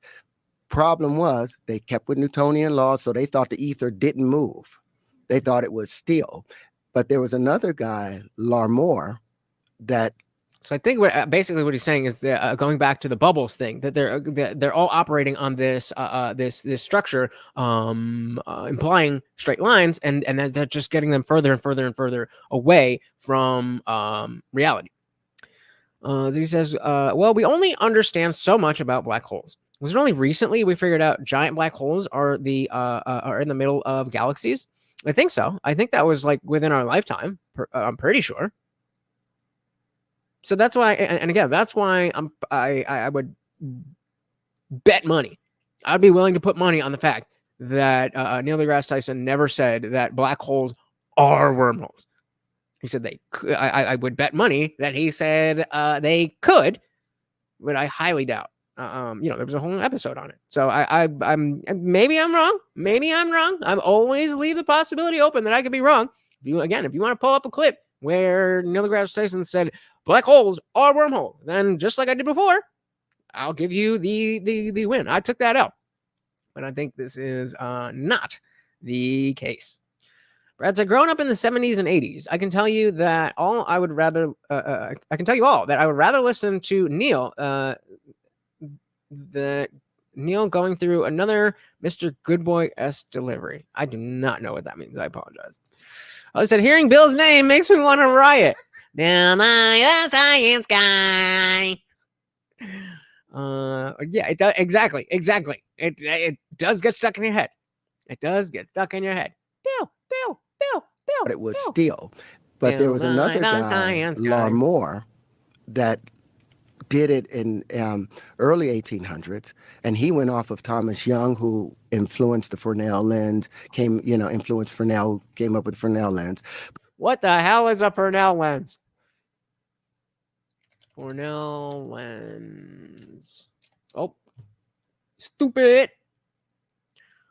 Fresnel lens. Where are we? It's a type of composite compact lens. Looks like over here, which reduces the amount of material required compared to conventional lens by dividing the lens into a set of concentric annular sections. This simpler optic deal with refraction. So this simple refraction form of lens was first proposed by the guy that he's talking about, independently reinvented by Fresnel in, well, it doesn't say when. Okay. Design allows the construction of lenses of larger aperture and short focal length without the mass and volume of material that would be required by a lens of conventional design. Okay, cool. So it's just this thing. That is a Fresnel lens. What is he saying about this? Let's grab some of these. He said we would need to find a new energy or matter type to prove wormholes. Is that true? What makes you say that? Because I think it would just be a matter of finding out what happens when something crosses the event horizon, and if we can keep track of that. Are you just saying all the matter? Yeah. What? Show your work. That looks like a lot of material to me. Well, imagine the conventional lens. Brad said, Mr. Goodbody was a guy who taught us health on TV in my youth. It was horrifying. I'll take Neil's style any day. I'll take your word for it. Again, I really enjoy when Neil deGrasse Tyson talks solely about astronomy. When he's on astronomy, I'm with it. I'm with it. But it's just another case, just like Sam Harris, where it's like, bro, stay in your lane. Stay in your lane, please. Influenced the Fresnel lens, influenced Fresnel, came up with Fresnel lens. But he talked about a moving ether that had opposing vortices. So a moving ether that had opposing vortices. Okay. I didn't learn all of this stuff until I was getting ready to have conversations with people, because I was looking, where has this work been done? But if you look at Giordano Bruno's work, it looks a lot like my stuff. But he still had straight lines, and I think he put those straight lines in there to appease the church. Oh, wow. So that the church fails us again. The church fails us again. We would have had another Galileo, but he ain't have no balls. He wasn't willing to die for the truth. Have to. Zibby said, doesn't Dolph Lundgren have more master's degrees in science and engineering than Bill Nye? Dolph, how do you spell that? Well, it should be here. Dolph Lundgren. Wait. It's already here. Jesus! Early life, career. Give me education. Control F. Degree. 1 of 4. So he's got a master's degree. He's got a chemical engineering degree. Where'd that go? Another oh yeah. So a chemical, another master's there, and a master's degree. Oh, so it's so what was the first one? Okay, so he has a master's degree, but still, that would be the answer is yes, because Bill Nye has none. He's got technically he's gotten like those fake PhDs where it's like, you give a commencement speech and they're like, well, we're going to call you a doctor now. But I think he only had a bachelor's degree in mechanical science, I want to say. I could be wrong, but something like that. Davis said, I really did not enjoy Neil deGrasse Tyson for a long time until a few moments on JRE where he was pretty rude at times. Oh, he really did enjoy until he was rude. Yeah. Yep. A lot of people, don't like that.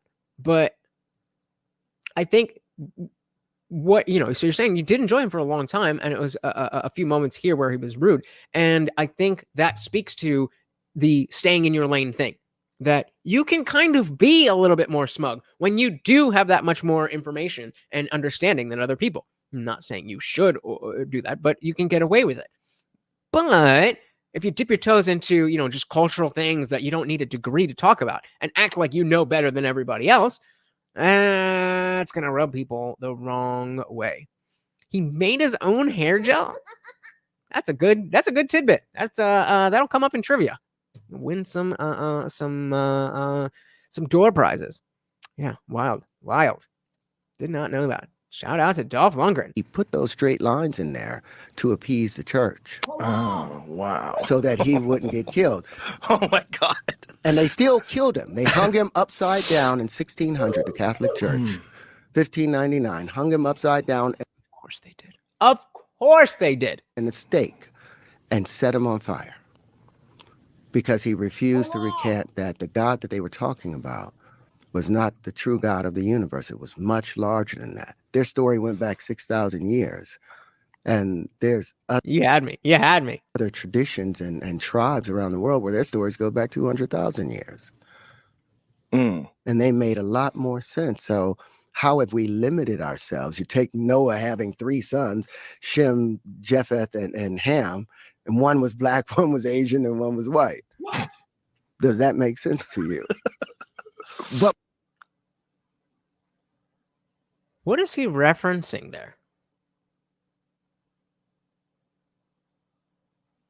Noah's what? 3 and one was white.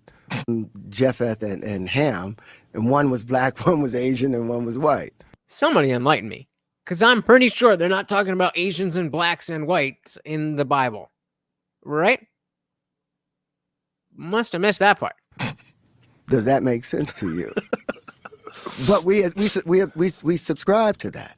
We ascribe to that dogma, and everybody's entitled to whatever opinion they want to have. I don't think that opinion is right. We're going off in so many different directions. But I said shit. Me neither. Fuck dogma. I do want to talk about this. I do want to get to this because I would love to know what you believe happened. But the Neil deGrasse Tyson thing is so confusing to me that he was critical of Tesla. It's not really that confusing to me. I mean, I would not have expected that, but seeing that or knowing that he did that, that's not surprising. That's not surprising. He is like exactly what you guys are saying, kind of like the pop astronomy, if you want to call it that one. Yeah, I fell for it. I didn't want to think that was real, and I was ready to read it out loud. I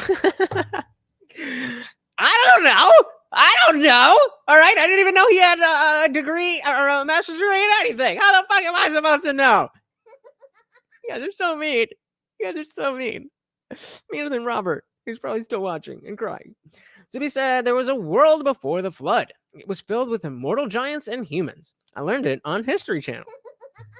What's their name?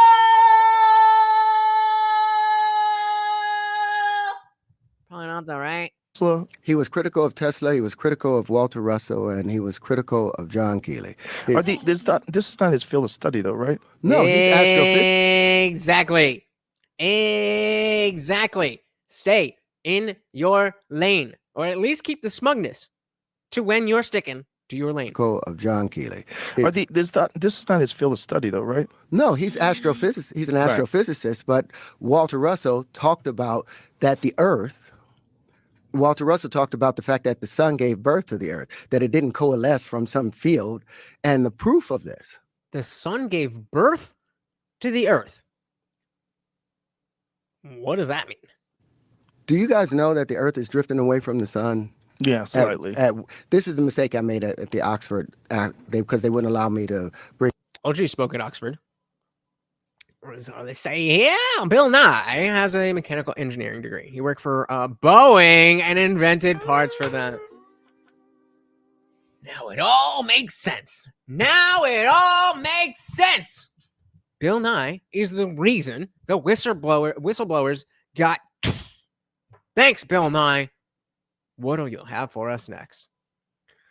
He said, think of it like this. The world before the flood are all the Greek gods and titans. Convenient, eh? Convenient. They were all there. And then, there was a flood, and we don't need to worry. The world started when, God said it did, according to me.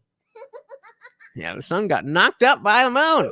That's single mother. You fucking whore. The human perspective is an interesting thing. Indeed. Especially when you zoom in and talk about an individual's perspective versus another perspective on the same thing. Yeah. Slightly. This is the mistake I made at the Oxford, because they wouldn't allow me to bring my notes or anything. So I said the drift was 6 inches a year. It's 0.6 inches a year. Okay. Yeah. 6 inches a year, even in a cosmic sense, is a lot.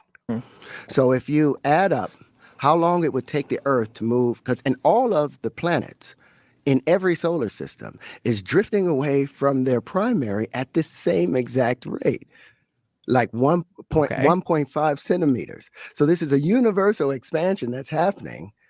So again, the idea that the universe is expanding is not a new idea. I remember he brings something up that is relatively new, or at least out there idea. But yes, the universe is expanding. Stuff is moving away from itself because there's we have the observable universe, and that just means what we can see based on the time that the universe has existed. Light takes time to travel. So I think it's like 14 billion years or something like that. We can only see as far as light has traveled since the beginning of the Big Bang. And so there's definitely stuff outside of that. We just can't see it because the light would take too long to get here. With everything moving away. Or rather, the light hasn't gotten here. So them saying the Webb telescope have proven that those galaxies couldn't have formed 13, 14 billion years ago. But if you... I didn't know that. What? The Earth has been... What? Wait. Those galaxies couldn't have formed 13, 14 billion years ago. Okay, so how about when was the Milky Way formed?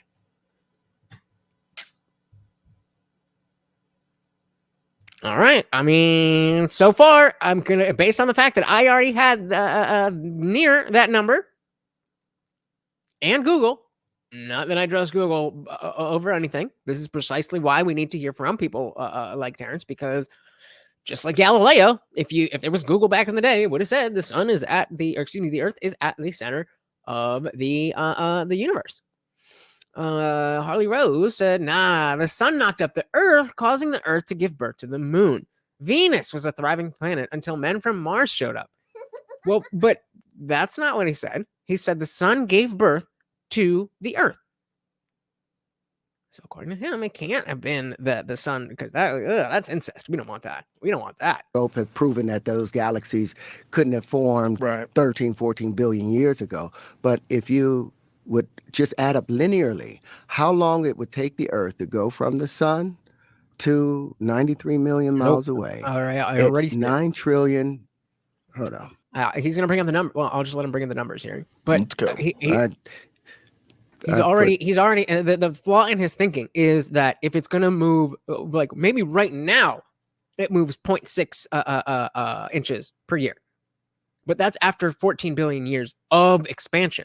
When something explodes, it doesn't explode at the same rate. It would slow down based on the gravitational pull of different things, and so it's still expanding. But as an explosion happens, you send off a grenade, right? If you're right next to it, that's going to be way worse than you're standing 100 yards away. Even if the shrapnel will get 100 yards away, it's not going to be the same thing as standing right next to it, because by the time all that energy has been expended, the shrapnel is moving much slower by that distance.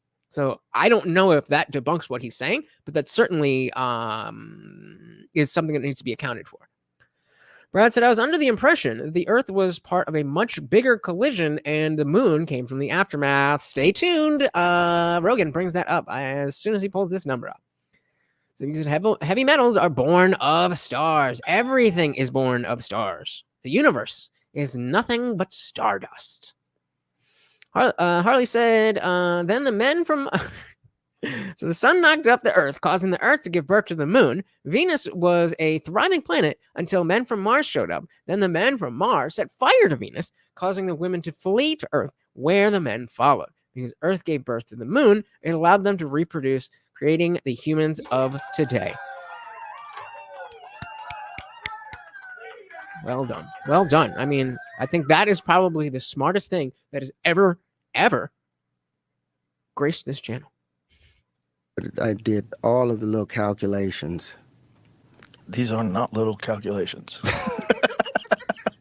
Hold on, done. I love that experience. All right, get to it.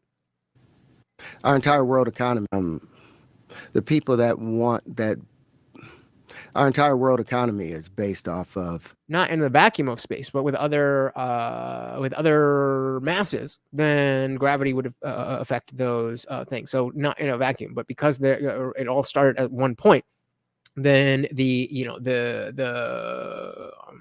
wouldn't accelerate. I don't know. Oh yeah, you're saying deaccelerate, to decelerate. But yeah, I don't think so. People that want that. Our entire world economy is based off of the politicians and the authorities that give the politicians their accreditation. And those authorities, accreditation or accreditation, are all based, their entire curriculum is based off the Platonic solids. And our world economy is based off of 1 × 1 = 1. You think they fuck with your phone? Oh, I'm sure of it, because now I have to turn it off. Do you ever drop your phone? You ever drop your phone? I've dropped my phone a number of times, but you ever think that might be what's going on with your phone? And then I buy another phone, and the same thing happens. I'm 5. Yes, I said vaginal space. That's where you want to be. Vaginal space is the best space. You get burners? The vacuum of space. I used to, but then my wife would think I was cheating. Yeah. So I was like, no, I don't. All right, get to it, homie. Get to it. What are we doing? Glass form with 200. The amount of identical. There's only one thing is get anymore. 200 to 500,000 eggs in each of their ovaries. They don't get any more. But I agree with you, Harley. But here's the kicker. It makes as much sense as Christianity. Amount of buildup, the need to reproduce for males is great. And we're 98.7% identical to simians, to chimpanzees. What do they? Oh, now Joe's like, okay, I know what we're talking about now. They have a harem by nature. Mm-hmm. There's only a 1.3% differentiation between us and them, and that 1.3% is supposed to dominate over the 98. I'm just glad I'm 55 now, and sperm production is slowed down. Is he saying he has a harem, or is he just saying that he's now red-pilled and everybody should have a harem? Either way, do you? You could always get a phone that you don't use as anything other than contact a couple people. Sorry, bud. Yeah, but that would work. Can't help you with that one. I'm like, if they're going to hear, they're going to hear. Yeah, well, that is an issue. So, right, come on, bro. What are we saying?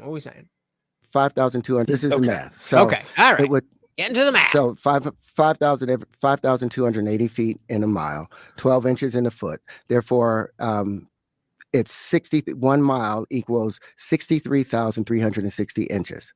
So the number of years that it will take for the Earth to move 1 mile is if it's always moving at the same rate, 105,600 years. If the Earth is moving at the same rate the entire time. Now, I don't know if things can I don't know. I don't know for sure. But it certainly makes sense that if the measurements in the observable universe is 13 billion light years, that the expansion or the observable universe would match up with that. If it's however so many years, then why can't we see beyond 13 billion light years? That don't make no sense. Earth to move 1 mile is 105,600 years. So that in order for the Earth to reach where we are at 93 million miles, it would take 9,820,800,000,000 years for the Earth to get here. Likewise, Mars, at 147 million miles away from the sun, it would take 15,780,480,000,000 years for Mars to get where it was. Okay, so wouldn't the reasonable assumption to be that's not what happened? The reasonable assumption would be that it didn't happen, because we would see a lot more of space if Earth had been around for that long. Again, I'm just using his own logic. Why then can we not see beyond the observable universe? Oh, make no sense. Let's shout out our boy Unwanted Foe. He knows it. He knows it. Said communion time. Indeed, it is. And we bow to our leader. Thank you. Thank you. Thank you. So very, very much. Much appreciated, brother. Thank you. Thank you. Thank you. 180,480,000,000 years for Mars to get where it was. So at a given point, Mars was here in the Goldilocks zone. And now Venus is going to inherit the Goldilocks zone next. The sun will give, Mercury is under a higher pressure because they're still under the mistake thinking that there's a void in space. So they forget that Mercury is under the highest pressure possible. So it can't expand. It's like hydrogen. It's like those octaves before hydrogen. So the atmosphere, the iron isn't able to release any oxygen and the oxides. But when you get to 67 million miles away from the sun, the pressure is a little less, but it's still so much higher than the pressure on Earth. So basically, just I think he's talking about I'm not sure what the cause is, but he's basically just saying the closer to the sun you are, the more compact you are, and the harder it is for energy and pressure, or whatever he means by pressure, to escape. It's like going deep into the very belly of the Earth. That pressure is so very high. And so now the clouds, there's a great deal of sulfur, there's a great deal of ammonia and all of those things in it. But once Earth moves to where Mars is, Venus is going to slowly move and will be right here. You know, in maybe 5 or 6 trillion years, Venus will be right here, and humanoids will appear again and unwind the same way. And that asteroid belt that we have right now between Mars and Jupiter, that used to be a planet. What? He's losing me. Again, he's making, it's internally making sense, but only if you accept all of it. If you accept everything what he says on its face. And we don't have the time or desire to nitpick every word he's saying. But you're building on these claims that seem unsubstantiated. But they're only just because something is unsubstantiated doesn't mean it's not true. So we have to leave open. Remember, believe nothing except that anything is possible. It is possible that Terrance Howard is right. Doesn't seem like it, but it's not impossible. It's not impossible. Brad said there's just not enough light sources to take in more info from deeper. That changes every day, though. So hopefully we will keep advancing. Right, but that's what what he's saying is that again we have if the Earth is the center of our perception, the Earth is the center of our perception. Let's say this is the Earth, right? So light takes time to travel, and the universe has been around for 13 billion years. So as far as light can travel in 13 billion years is as far as we can see. So let's say it takes, this is the distance. This is 13 billion light years. And so over 13 billion light years, only just today were we able to see the light from this star over here. That doesn't mean there's not something over here. And just as Brad's saying, that eventually the time horizon, we'll be able to see more and more and more. But theoretically, the other side of that is that the universe is continuing to expand. And so if the light is getting further, if the light's over here and we're over here and it's going at a certain rate, but we're moving away from each other, then it depends on what is the rate of that light moving towards the Earth. And obviously light is going to be moving faster than the Earth is. But the idea that we would be able to see the edges of the universe, if that exists, is not reasonable. Harley said false. Venus was just like Earth in the Goldilocks zone until it was pushed out. So he's saying it's the other way around. And I'm pretty sure I remember hearing like just going back to like high school classes. I seem to remember this is more in line with, again, what I've learned. Maybe what we learned is all wrong. I'm willing to admit maybe everything I know about astronomy, which is not that much, is wrong. But what I do know lines up with this. Zippy says light, as an observable process, may have limitations we do not understand. It could also be something as simple as evenly spread out dust, energy, or gas field, kind of inhabitable zones around stars. Could be.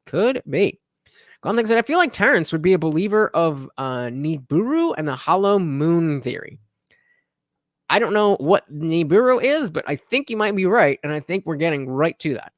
We have right now between Mars and Jupiter, that used to be a planet. And I believe that they had humanoids that developed on there, the same way that everything, that's the periodic table. They call it the periodic table because these things happen according to periodicity.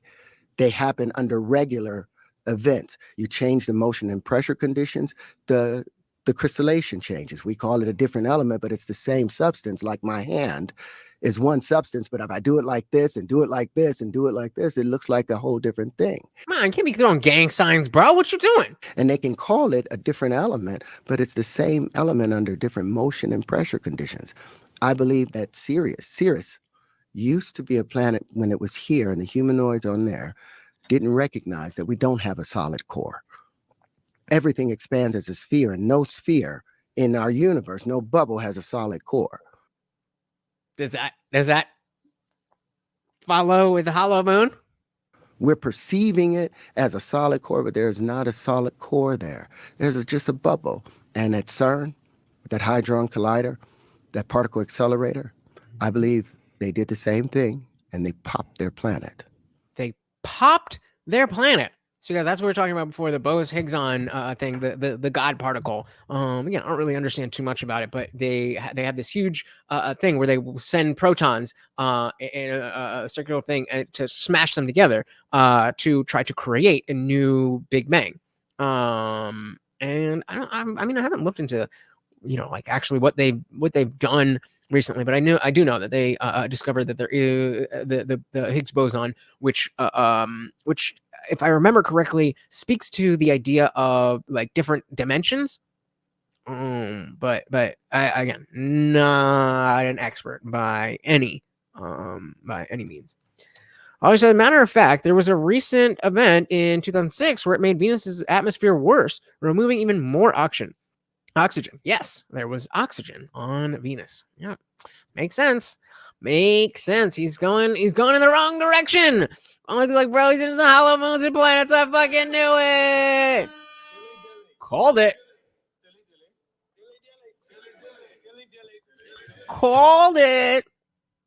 When it was like, I gotta watch Journey to the Center of the Earth again. I gotta make sure Brandon Fraser doesn't pop our planet. I don't even know what that means. How do you pop a planet? What is it good? Is it bad? Do we want to pop planets? Should we prevent planets from being popped? Accelerator. I believe they did the same thing and they popped their planet. And it became that asteroid belt. Really? Wait, what?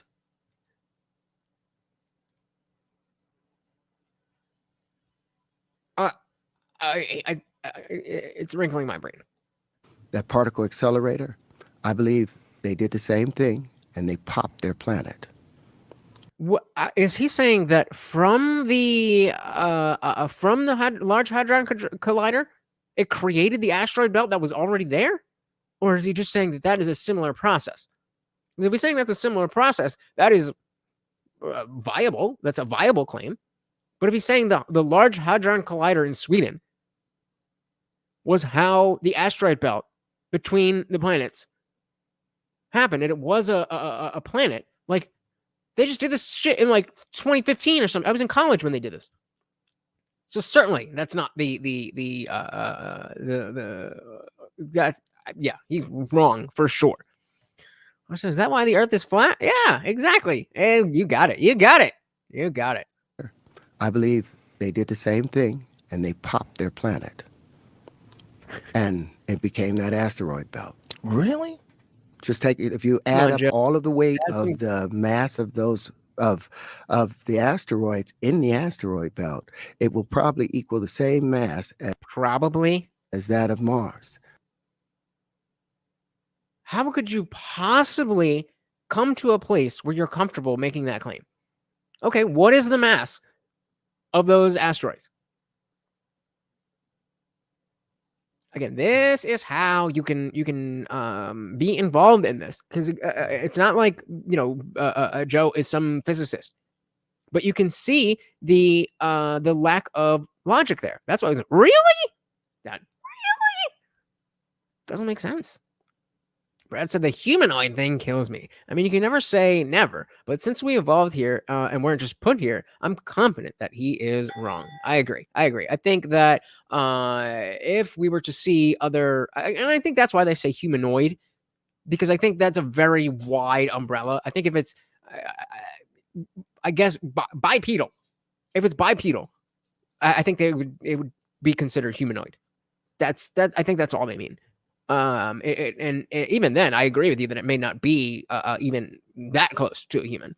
But it does make sense that to at least think that, okay, well, in this environment, the bipedal thinking, highest thinking creatures are the apex predators. So why wouldn't it be that way in other places? But I'm with you. Gondik said Nibiru falls into the rogue planet theory. A lot of people think it created the asteroid belt, and if not, that it's still out there. Another planet. Well, we have the fucking telescopes. Wouldn't we be able to see whether it's an asteroid belt or a planet? Unless it's an asteroid belt that's like spherical. How is that a confusion? Funkmaster said, of course the Swedish are gonna pop the planet. I knew they couldn't be trusted. Never can trust the Dane. Actually, am I allowed to say that? They're white, but I think that might be like a bannable offense or something. Brad just said, I really can't decide if Terrance did too many drugs or not nearly enough. Me neither. That is what we are trying to figure out. According to the poll, we have moved a lot more people into the both category. If you're just joining us, or if you are watching on the replay, we are again doing the question: is Terrance Howard a genius or a nutcase, or a little bit of both? If you're on the replay, gang, let me know in the comments below. Holly Rose said, actually, we recently might have discovered another planet in our solar system. Where though? Because you might be too young to remember this, but Pluto was a planet at one point, and then they realized, oh, there's a bunch of other shit that's exactly like that. So either the solar system has like 70 planets, or we just categorize this little dwarf planet as no longer a planet and have, what is it, 8? Yeah, 8 planets now. He said, dude, just enjoying some fanfic he wrote, being the one with spice. What? I don't know what that says. Like I said, either hidden in the asteroid belt or past Pluto. It's a deep rabbit hole that I've only touched the surface of. Okay, so I mean, yeah, that would go. That would, yeah, sure. I don't think that's really in. So what? Why? What is the I will, Andy. What is the connection to this Nibiru? Am I saying that right? Nibiru thing. And like, why does that mean that you can't think that this could be possible without that word? There's a disconnect. Like can't you just think that this is a thing? Why does it have to be a particular thing? You know what I mean? Yeah, we're gonna do the poll at the end. We're gonna do another poll at the end. So stick around to give your opinion. Oh, gotcha. The best movie ever, Gen Xers. I promise it's my favorite movie. I literally said Pluto is a planet. It's a different type of planet. NASA reversed that decision years ago, and the new planet was seen in the asteroid belt. Really? They changed that back? No way. Why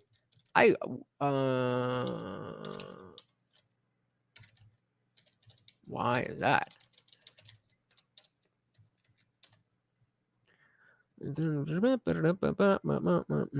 Yeah. So yeah, in 2006 is a dwarf planet, not an actual planet.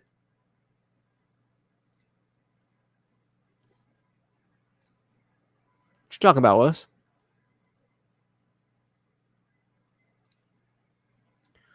Pluto is not called a planet now. The International Astronomical Union downgraded the status of Pluto to that of a dwarf planet because it did not meet the 3 criteria that the IAU uses to define a full-size planet.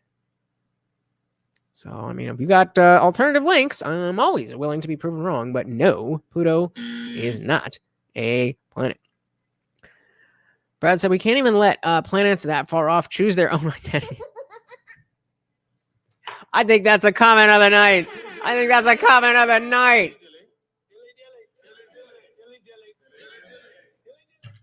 Oh, man. That's a good one. That is a good one. Unwanted foe. So you can't trust people who believe in astrology and or that Pluto isn't a planet. Life lesson for everyone. Nah, bro. Then, okay, fair. Hold on. This follows if you can tell me how many planets are in the solar system. You can keep this can be right if you can name the number of planets, not a dwarf planet. A shoehorn is not a trumpet, just because they sound the same, not the same thing. So if you can tell me how many planets without Googling, then you can keep this opinion. Or you can Google it and then keep it, but you're wrong now and you'll be correct afterwards. Quantic said, I'm not even really sure. Sure about what? Oh, but I'm not actually just saying a lot of same stuff Nibiru theorists say. Fair enough. Oh, honey, sweetie baby. Oh, it's too bad I just said the shoehorn thing. Oh. No, a dwarf planet is a dwarf planet. A planet is a planet.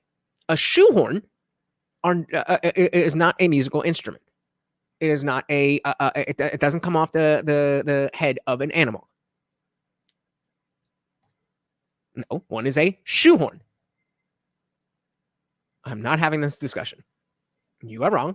It is not a planet. Planet has a meaning. Planet isn't just a thing. I mean, trust me. I was in 2006. I was 15 years old, and I was very upset about learning all 9 planets, and then realizing they were just going to take one away. All right, you never had to learn that planet was that Pluto was a planet. This was my generation shit. All right, don't you're culturally appropriating the idea of Pluto being a planet. It's not. Counting unpopped or including popped planets. Only the unpopped. Only the unpopped. And say, hey, I played shoehorn in band. All right. Our solar system has 8 planets and 5 dwarf planets, so that's in total 13 planets. No, because a dwarf planet is not a planet. It's a dwarf planet. Just because it says the same word doesn't mean it's the same thing. It's not a subcategory. It's a different category. That's not what the words mean. You can say that there's and there's way, if you're going to consider dwarf planets, then there's way more than 13. There's way more than 13. Fair enough. This was the overwhelming opinion when it came out. But like, if you understand why, then it makes a lot of sense. Anyway, in the asteroid belt, it will probably equal the same mass as that of Mars. I thought the concept of the asteroid belt was, well, first of all, there's the... Yes. And guess what those are not? Planets. Concepts of Earth 1 and Earth 2, right? So Yeah. Earth 1 was a planet that was hit by a planet. And that's how our moon was established. When have we seen that happen in nature? Well, we haven't seen it yet, right? But these things take a long ass time. We don't have a whole lot of ability to see things. That's a silly response. Well, when have we seen that? Well, just because we haven't seen it doesn't mean it's not possible. You're talking about a lot of things that cannot be seen, yet you're claiming their truth. And then also, as you're speaking, the idea of what we can know. You're the one who's talking about, there's all this stuff that we don't understand yet. And like, I got the new idea. Yet you're also going to say, I know for sure in the entire universe, not just the observable universe, but the entire universe, in the history of the universe, this has never happened. What? Come on, bro. Kinda, yeah, but kinda. That's what was the frustration, is that we learned that it had these. It has to be this, that, and that to be a planet, and it didn't shoot that, and so it's not categorized as a planet. I'm not like, I don't know what you want me to do. I didn't make it up. I didn't make up the word planet or the category of planet or dwarf planet. I didn't make that up. Take it up with NASA. Seen it yet, right? But these things take a long ass time, and we don't have a whole lot of ability to see things. Right. Our ability to see things, even with the James Webb telescope, is fairly limited, right? Which is one of the reasons why they're able to find these galaxies that should not have been able to be formed in such a short period of time, to the extent that they have, which confuses them if they're looking at this 13.7 billion year old universe. These things should be much older, right, in order to be this size, in order to be in the position where they're at. So just not platform shoes. We saw that with DeSantis, and it did not work. You believe that the sun is the origin of these planets? Of all the planets. Of all the planets. planets. Every solar star system within its solar system gives birth to all of these other planets. This is what Walter Russell had talked about. This is what Neil deGrasse, and they attacked him for. So, guys, we are just past the 2-hour mark. I am having a lot of fun, but if you would like to keep the party raging, you know how to do it. As he talked about the drift, this natural drift, and that didn't make more sense, and they didn't have the idea of dark matter and dark energy then. Right. They didn't even come up with that. And now we understand 4% of the universe is visible, and 75% of it, 70% of it is dark energy, and 20-something% of it is dark matter, unperceivable things. And they say that's because they needed to figure out how would they get the spin and create and have the galaxies. Why do they hold together? So Gontex got an interesting point here. It said uncategorizing Pluto as a planet was the first attempt at a Mandela effect to change my mind. I definitely am with you on the fact that it could be a part of the Mandela effect. However, it's certainly not the first.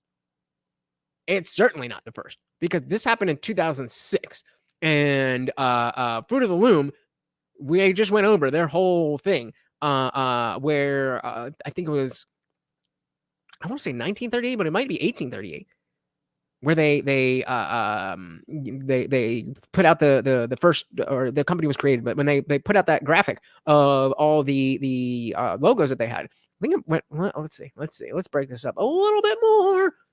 I'm gonna screen this shit. Fruit of the Loom logo history. So why did I click that?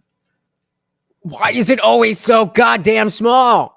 So, 1893, 1927, 1926, 1951, 78, and now. So they're trying to say there was never they're trying to say there was never any cornucopia. So if anything, it definitely could be a part, an attempt at a Mandela effect, but it's not the first. It's not the first. Receipts. So, yes. So, as we said, gas planets are not planets. A dwarf planet is a small planetary mass object that is in direct orbit around the sun, massive enough to be gravitationally rounded, but insufficient to achieve the orbital dominance like the 8 classical planets of the solar system. A dwarf planet is a celestial body that only meets 2 out of the 3 formal criteria to be considered a planet. That's just what they said. They made it up. And that's what they made up. So you can not like that they made it up that way, but hey, shout out to the Man of Steel himself, Midmost Mark in the building. Welcome to the party. So there's no way you can attribute the characteristics of a nutcase to Terrance Howard after this interview, and I've heard numerous. He's quantifying chemistry and physics in such a linked facade. There's no way you can say he doesn't know what he's talking about. Coming from someone who knows what a college education entails, he's got the qualifications to say he's a genius. All right, coming in hot. Fair enough. Welcome to the party, brother. Good to see ya. All right, so what about planets that have moons then? Doesn't that mean they didn't clear their orbit? Oh. Again, take it up with NASA. I never claimed to be an astronomer. I just know that a dwarf planet is a different category than a planet, specifically. The category of planet. Okay. The category was redefined. Yeah. So if it doesn't fit the criteria of the category, then it is no longer in that category, even if you use similar sounding words or the same word for that matter. Anyone said dark energy and dark matter are placeholders to explain mathematical. Bingo. Well, I was going to give you the ding anyway, but yes, they are placeholders. There's not a thing that they call dark matter or dark energy. It's just that they have, the equations, and it's like it's basically X in algebra. They know that there's something, but they don't know what it is. They don't know much about it. They just know that the math works if you use it as a constant, the constant variable. Use it as a constant variable, then maybe, I don't know. Again, ask NASA. Do they consider a dwarf star to be a subcategory of a star or a different category from the star? I'm not the one saying this shit. Jupiter is a planet. Context of changing Pluto happened before they had CERN to time travel and retroactively change the information. Checkmate. You might have got me there. I don't know. Dilly to you. This dude knows his shit. He's been hanging out with Tony Stark for years. No, he was hanging out with him like back in 2008, but I don't know, somewhere around like 2010, they weren't as close anymore. They just weren't as close anymore. Brad said he's linking conjecture to conjecture, and that is the difference between being able to determine is he a genius or is he a nutcase. That they internally all is logic. That can be great. That doesn't mean it is true. Christianity is internally logical for the most part. That doesn't mean it's true. Islam is internally logical for the most part. That doesn't mean it's true. So that's a very important thing to differentiate. Just because he's very well versed, Mimos, I was talking about Deepak Chopra earlier, and Deepak Chopra definitely, can rattle off and go on stage and talk and make quantum entanglement exciting and turn it into something where the power of your mind can change matter. But that's not how that works. And that's what Deepak Chopra is doing, and I fear that that's what Terrance Howard is doing. And I'm not smart enough to know the difference.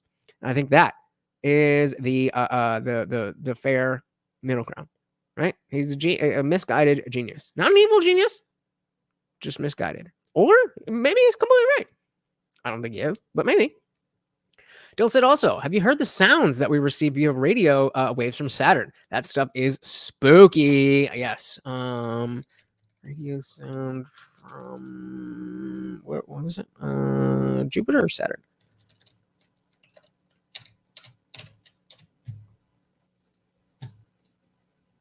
The sounds of space.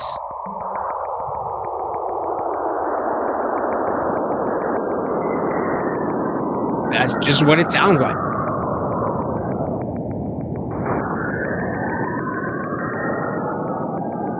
Wild. So the scientists observed plasma waves moving in circuit from planet to moon. The waves were converted into audio so we can hear. Interesting. And again, we have the frequency, which goes back to the hertz. This isn't kilohertz, but still talking about the same thing we started with hertz. Hertz donut. Mimo said, what he's saying about the resonation of the periodic table elements resonating on a specific frequency that adheres to human consciousness is very true.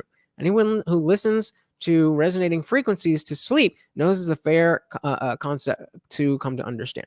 Fair. However, many people, hey, shout out to Brad over on X. Welcome to the party. Nope, Cotton.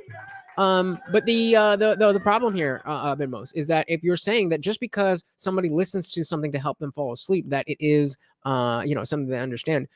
I listen to How I Met Your Mother fall asleep. I don't think that has anything to do with anything about the universe. A lot of people listen to music to fall asleep, or rain to fall asleep, or the white noise to fall asleep. So you might be putting a little too much on the idea that people do this. Harley said, "I'm suing NASA for discrimination. This is planetary racism." Oh my goodness! Look what we got here. Said, "I'm cutting it out. Keep going. Keep it going for everyone else. Give the regards to the Overlord." Let's see if he'll come on up. You heard it. Come on. Oh shit! I dropped it.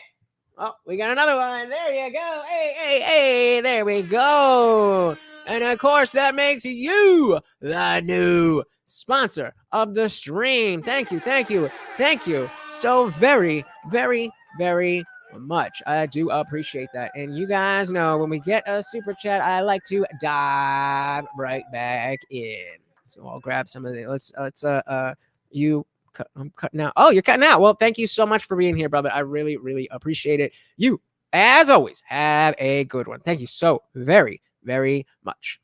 All right, we'll finish this thought here, and then we'll get the chats that I missed. Because they needed to figure out how would they get the spin and create and have the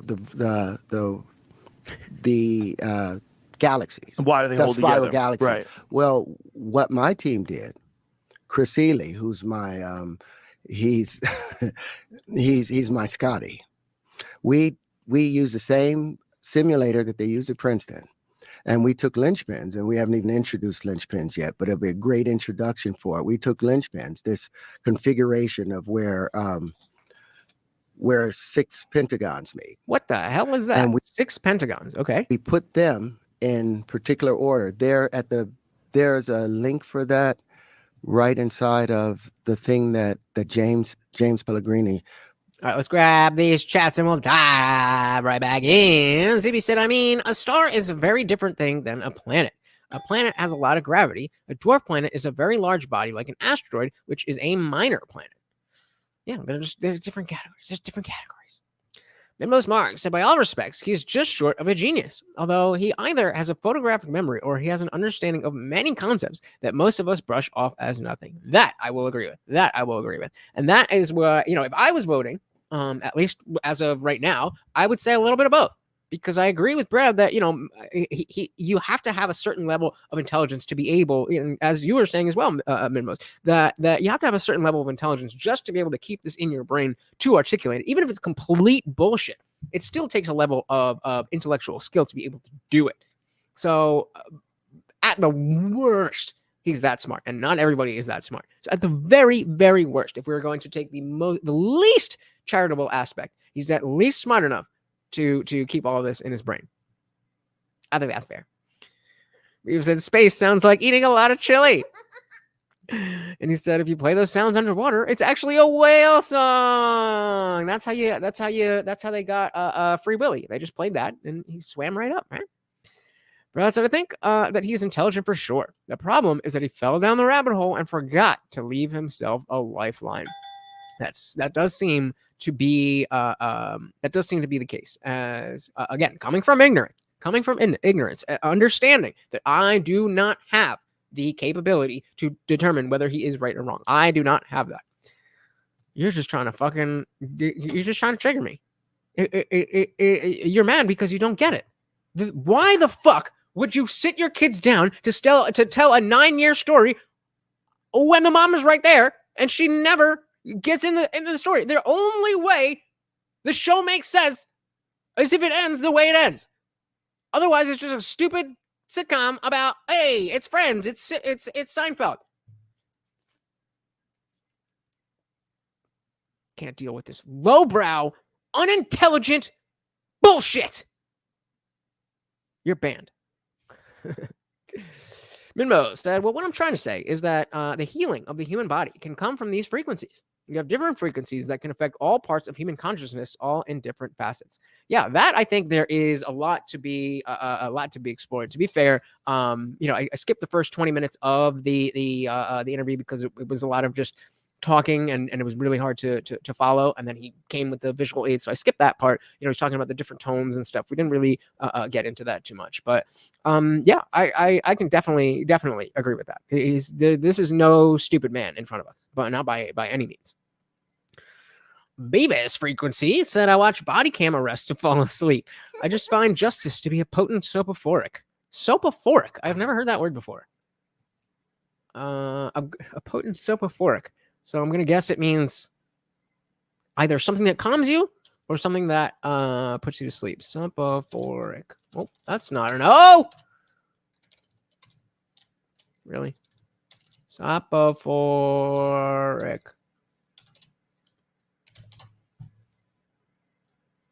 Soporific. Soporific. There we go. That's why I was spelling it wrong. Tending into induced drowsiness or sleep. Context clues. I'm a smart guy. All right, so I'm going to end this poll. And then before we leave, I'm going to do the same poll again. So if you have not gotten in your vote for the second poll, which is up right now, get your vote in 5, 4, 3, 2, 1. So now we're up to 46% say both, when earlier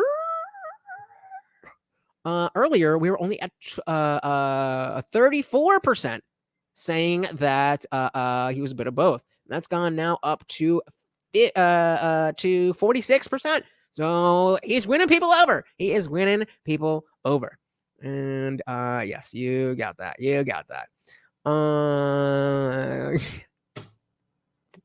But that's that's the point, though. That just because somebody watches something fall asleep doesn't mean it necessarily induces sleep. Brad says Pluto was downgraded from a planet because of climate change. What? Show your work.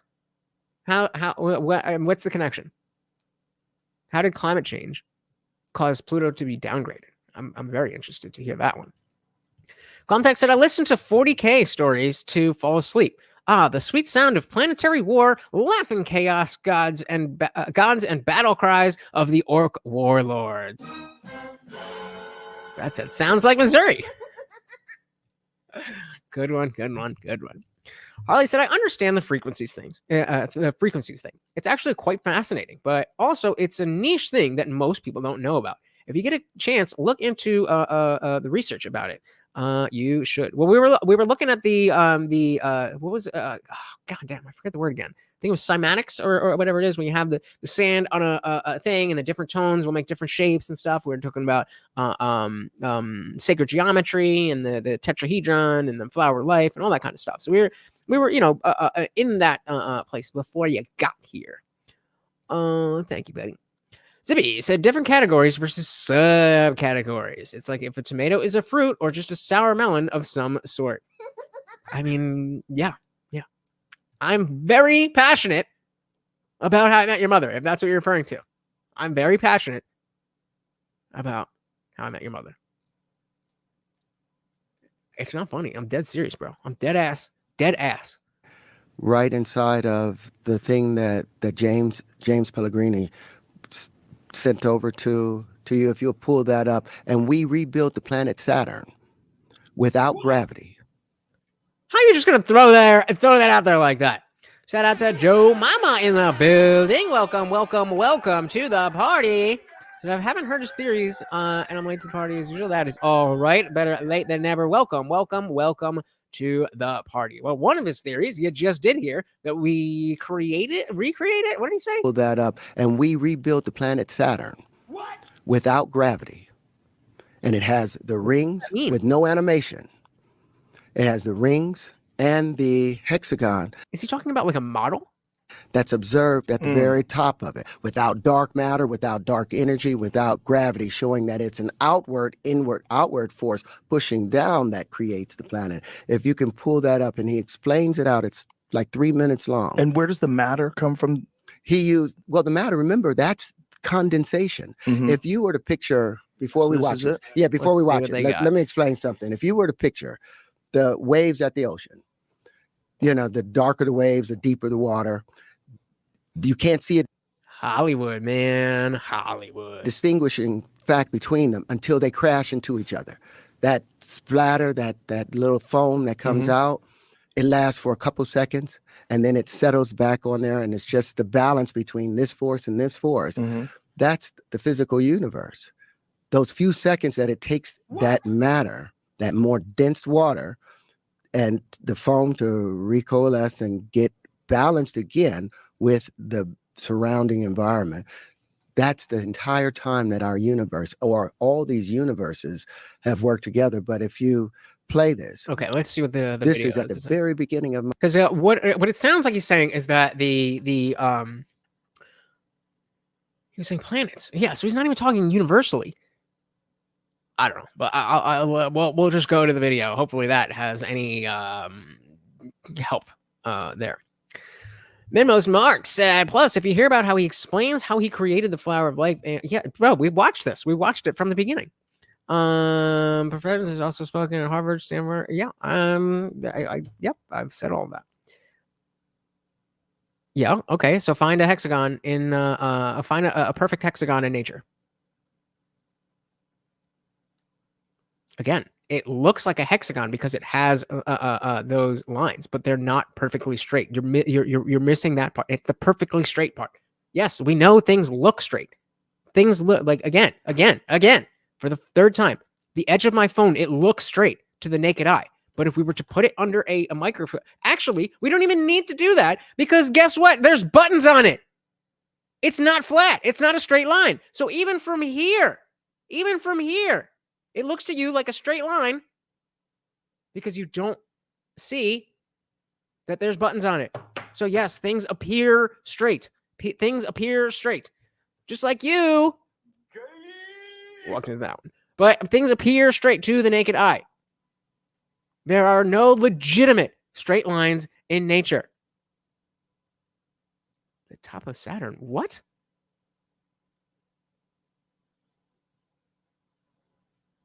Again, yes, but you're not. If you take a bee's nest and you look at the things, they're not going to be perfectly straight. Vibrations can't be straight. Right? Okay. And so find a two-dimensional line. Again, this is not like new stuff that I'm putting forward. We just Googled it for you. I pulled it up. So again, take it up with Google, take it up with NASA, take it up with. There are no straight lines in nature. That is not a thing.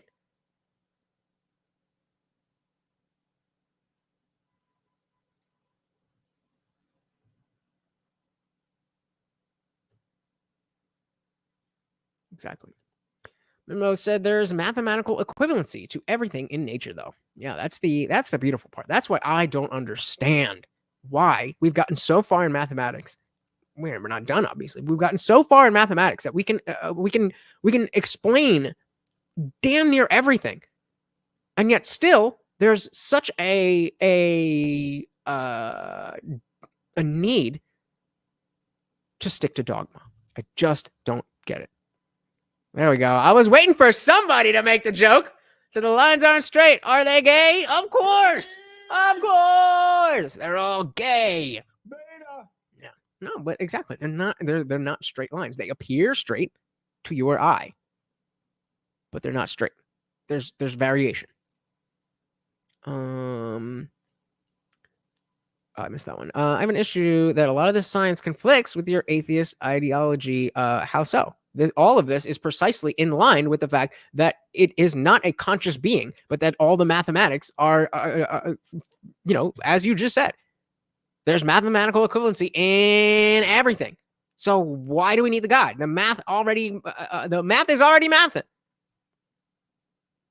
The math is already mathing.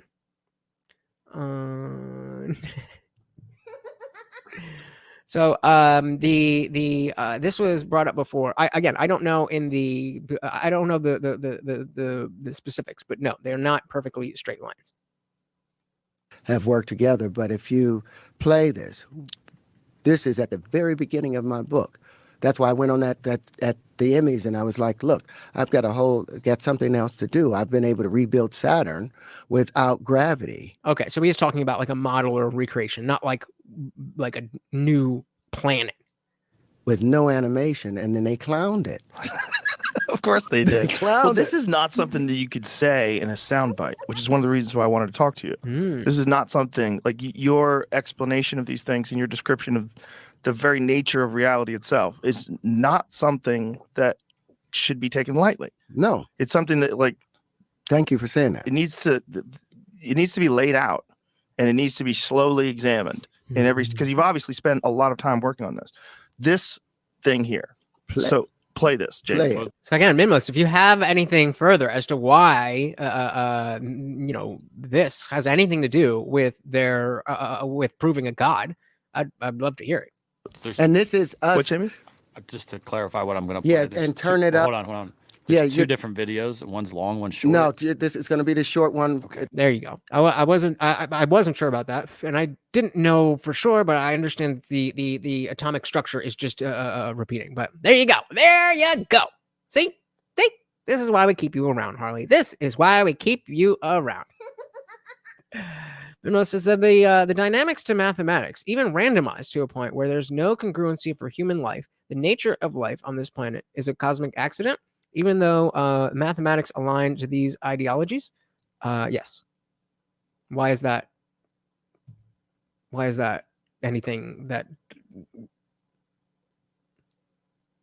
So the question stands: what part of it goes against the idea that there wouldn't be a conscious being that created all of this, and rather that the universe works based on the laws of physics, aka mathematics, and therefore it builds on itself? How do you know that it's not a cosmic accident? Are you sure that it can't be? Because I'm not sure. I think that it is. I'm willing to accept that there is a conscious being. Are you willing to accept that it could be a cosmic accident?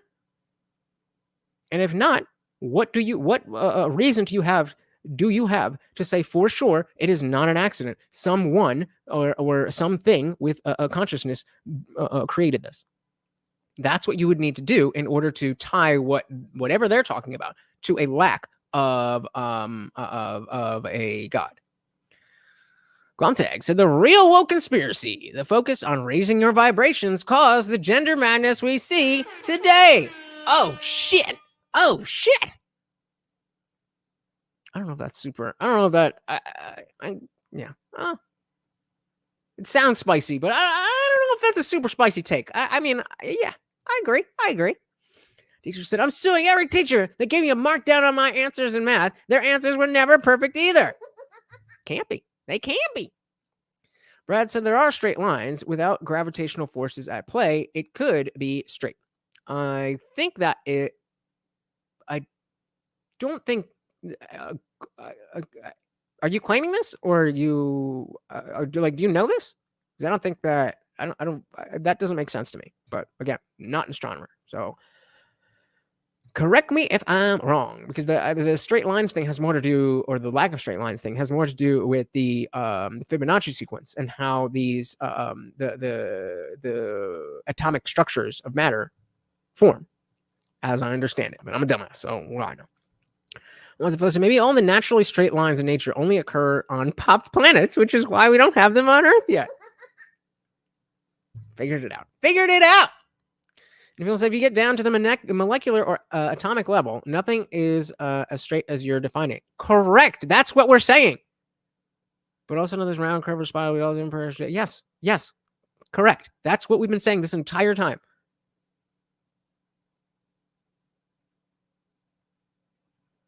But you're actually wrong in the sense that there are things that are, again, if we're talking about perfectly round or perfectly curved or perfectly spiraled, correct. That is what Zippy said in the way beginning about symmetry and how humans love symmetry, but nature is chaotic and not symmetrical and all that stuff. So now we're on the same page. Just like there's no straight lines, there's no perfect circles, and there's no perfect spirals. Minma said there's no way you can prove that we can be a cosmic accident. Sure. However, there is intelligent design in our world. In a randomized accident that we would in a randomized accident that we would want to claim it, I feel that it would be much more of a chaotic environment. However, I'm not claiming to be correct. I just spent a lot of time studying space and time and the physics surrounding them. So it's a bit more complex than we may be thinking based on some variables some of us refuse to acknowledge. Who's refusing what? Who's refusing to acknowledge which variables? You can't be subtweeting here. Say what you got to say. Say what your chest, stand on your business.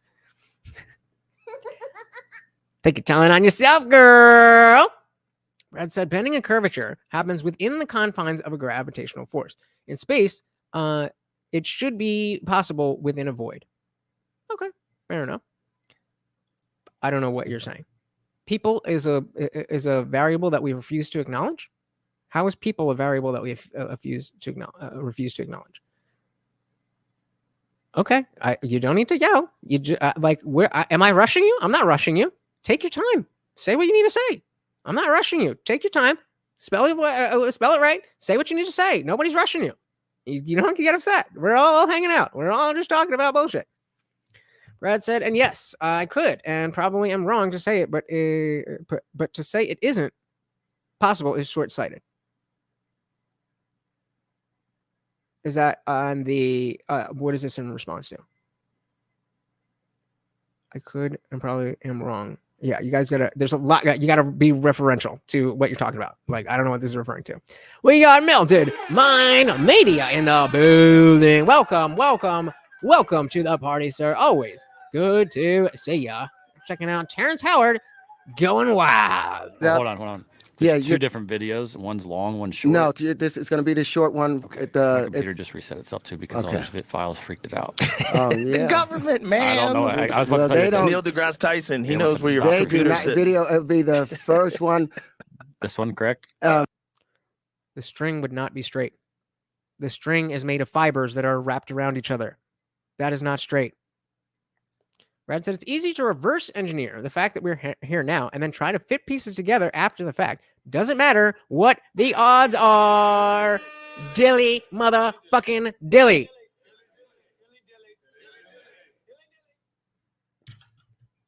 Just saying, oh, well, it couldn't have been an accident. It's just too crazy is called the God of the gaps. Just because you can't fathom that an accident could be this way doesn't mean that it's not possible. I'm not claiming that it is. I personally believe that it is, but I'm not claiming that I know that it is. You are the one claiming that it's not. So the straight line. Okay, so I'm just gonna have to skip that. I apologize. Minmo said the concept of time and the idea of God that transcends time and space can create such an intelligent space that has the mathematical design to do something that a cosmic accident would only show chaos. How do you know what a cosmic accident would or would not do? What is your experience with a cosmic accident aside from your life? Explain to me the difference between how a God created world operates and how a cosmic accident operates. Oh, you can't do that because you've only ever lived in one universe. You don't have the experience to say this would be that. You don't know that. Hey, shout out to Kita. Welcome to the party. So I just came in here. Would you mind stating your position on Terrance's claims? Sure. I think that he is very intelligent, and I think that he has the capability to. He's smarter than me, so I'm not here to say he's right about this or wrong about this or whatever. But from my position of ignorance and just understanding the internal logic of what he's saying, it does seem like what he's talking about has some weight to it, but it also seems like he's making or speculating conclusions that may not fit. But that's really as far as I can go because I don't know. I don't know I don't know enough about like quantum mechanics and the how the laws of physics break down at the all that kind of stuff. So I don't know that, but it does seem like there's a lot here that is valid, but it also seems like I don't know if that makes sense.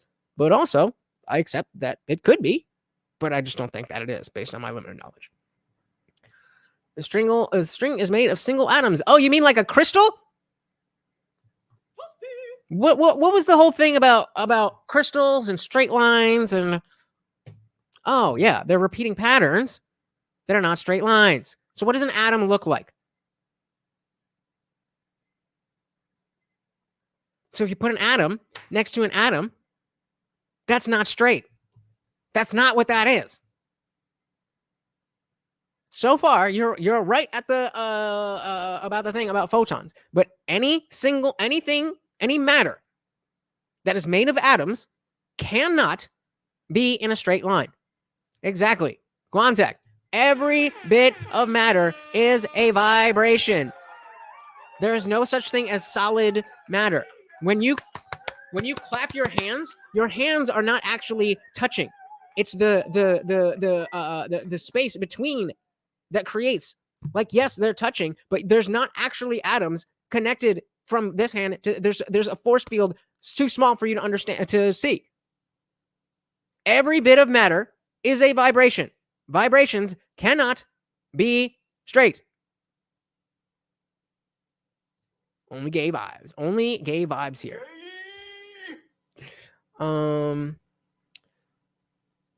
Whatever. So the concept of time, the idea of God that transcends time and space. Why does God transcend time and space? How do we know that? You're presupposing that. You're presupposing that God exists. You're saying if God exists and could create the universe, then it would make a lot more sense that God created the universe. Yes, I agree with you, but you're presupposing that God exists. So you first need to prove that God exists, and then you can say it's more reasonable to think that God made the universe than it just was an accident. But it's much more likely that God does not exist, or rather, it's much more likely for a cosmic accident than for a God. Where are we? So Holly said, essentially, gravity pulls on frequencies, causing things to warp and wave. So nothing can be straight. But if you completely remove gravity, then you could have straight lines. So if everything were different, then it could be the way that you wanted. But it's not. Memo said, mathematical design is the furthest explanation to this. Accident just spells that our universe would have less uniform. Why? Why does accident spell our universe would have less uniformity? What are you basing that on? What other universe were you a part of that was an accident that was less uniform than this? That is what you need to be able to make this claim. You don't have the information to make this claim. You need to be in another universe that was a cosmic accident and see that it's worse and less uniform than this universe to be able to make that claim. That's like saying if I was born a girl, then I would have been the president. Well, maybe, but you can't claim that for sure because you've never been in that position. Shout out to Fred. What is good? Welcome to the party. Said atoms are made by strings, actually, according to the theory. It's a little different, but fair enough. I'll take that. Welcome to the party. All right, let's dive back in a little bit. Let's see. Okay, so Brad said, have you seen graphene under the electron microscope? It looks like a net. Makes sense, huh? What about chaos theory? Kita said, I would agree 100% with your position, given that I'm a normie too. I do have one question that could support what Terrance is claiming. Yeah, lay it on us. That's my thing, buddy. That's my thing. Any film still going on this straight line? So if I have iron rods of equal length and set them parallel to each other, then put lasers on each end, would those beams of light ever touch? Yes! You might have to go very far out into space, but yes. Parallel lines do not exist because straight lines don't exist. Memo said, you're not gonna lie, you're really making me dive into this, which hasn't happened into a while. However, you're a hard-headed motherfucker. Dilly, you're goddamn right. Only way to be. So Kita's question, how did the Greeks, before I read this, I probably don't know. How did the Greeks come up with many different formulas and calculations that are still being held as true today if they did not have a concept of zero as a numerical value in their language? I don't know. I do not know.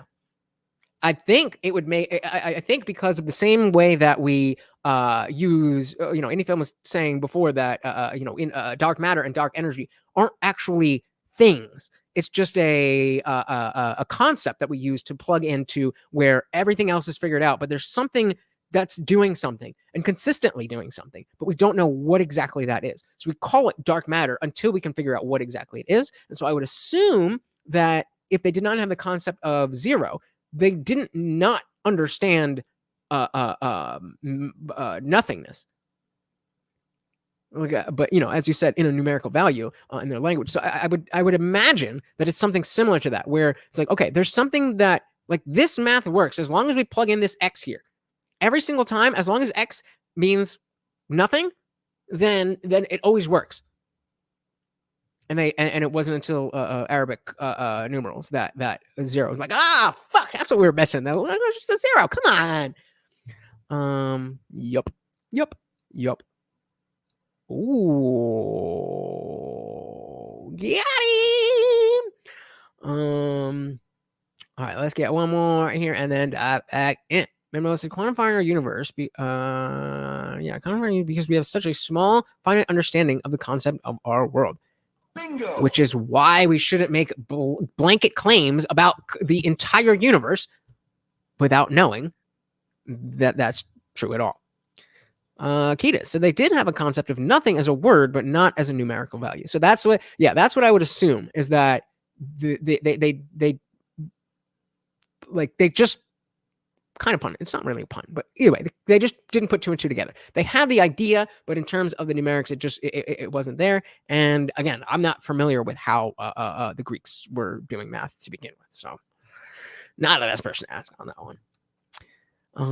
Quantum said, did the Greeks not have the concept of zero or just the word for it? I'm sure they understood. Yeah, exactly what Akita says. So they didn't like the number 0, the numerical a numerical value that represents nothing did not exist until the Arabic numeral.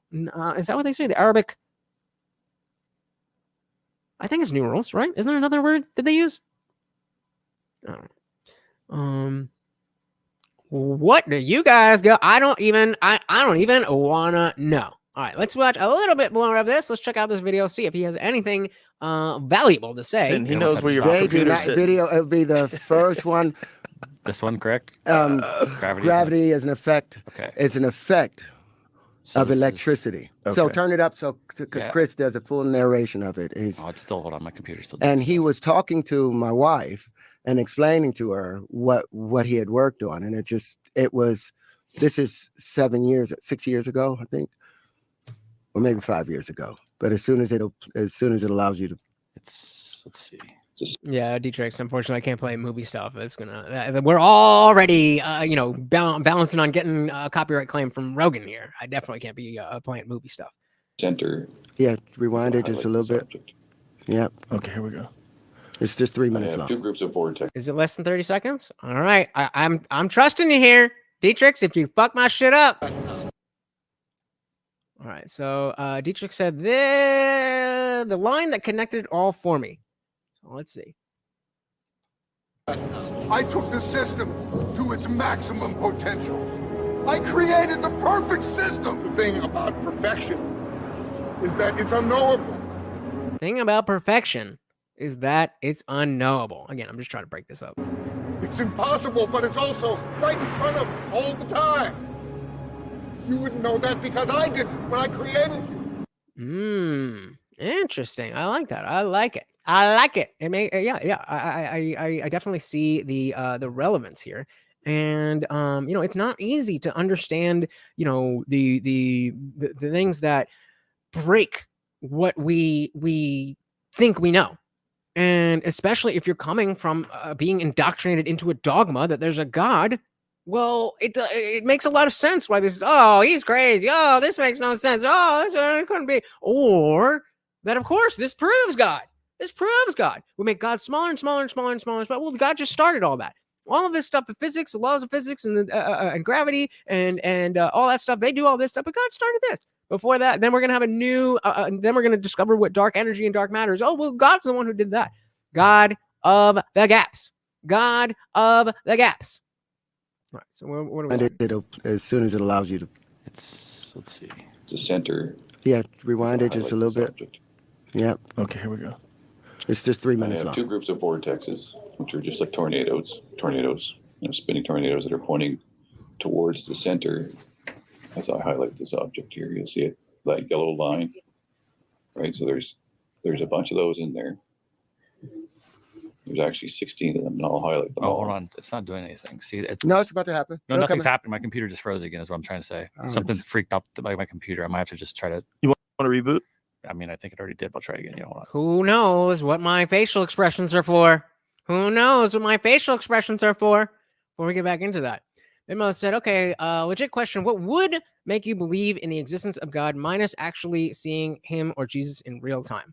Because I have a feeling that regardless what you pose to actually see, you would still doubt it. Even if I saw God or what I thought was a God or Jesus, I don't have any reason to think that it wouldn't be either a hallucination or Clark's third law of thermodynamics. There is any technology or any technology sufficiently advanced is indistinguishable from magic. So yes, you are correct. I don't know what would change my mind. I don't know. Because like, even again, I've taken acid. I've seen things that weren't there. So even if I do see it, I don't know that it's real. And especially if every day I'm begging this being that's supposed to be all knowing and all loving to have a relationship with me. And it's just like, nah, fuck you, dude. Try again tomorrow. nah, fuck you, dude. Try again tomorrow. And I continue to try. And he says, nah, fuck you, dude. Try tomorrow. Then whose fault is it? I only have the brain that God gave me, right? So if my brain is unable to accept a claim of the existence of God, that is God's fault. I didn't make me. According to you, God made me. Why did God make me? To just send me to hell. That don't make no sense. That is certainly not loving. And so even if there was something, some way that I were able to know for sure that Yahweh, the God of the Bible, existed, I wouldn't worship that fucking asshole. Are you kidding me? Read the book of Job and see what happens when you worship that. Hit up fucking Magneto. What did Magneto say?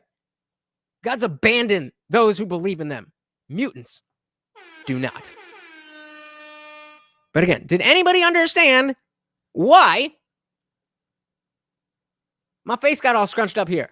Hold on, it's not doing anything. See, it's about to happen. No, nothing's happening. My computer just froze again. Is what I'm trying to say. Something freaked Anybody? out my computer. This I is might a have to just try callback. it. You want to reboot? You were here. I mean, I think it already did. But I'll try again. Yeah, hold on. We have to pause. Yeah. Okay, no worries. Yeah, I can't. Yeah, that's what it should Anybody? be doing, but it's going to basically, you'll see. Oh wait, that's weird. I have. What's the matter? Come What on, I somebody can see say on it. that screen is not what I can see on my computer screen. I can't even see that. It's the fucking government, man. You think it's not? I think it is sometimes. I assume Maybe you they listen dropped to your everything I computer. say. They do. I'm sure. They do. You It's a took lot a of boring shit. I don't know where that climb is. I saw it in a different clip. But the same thing that was happening to Terrance's phone. Like, oh, maybe you dropped it. Now, when is the last time you saw that Jamie needed to reboot his computer midstream? I'm not making any claims. I'm just saying, kinda weird. Kinda weird. Memo said, for real, you just need to be shown deliberately a few times for effect before you actually agree that there is intelligent design. He would see that you're a rational human being, obviously. Why is that obvious?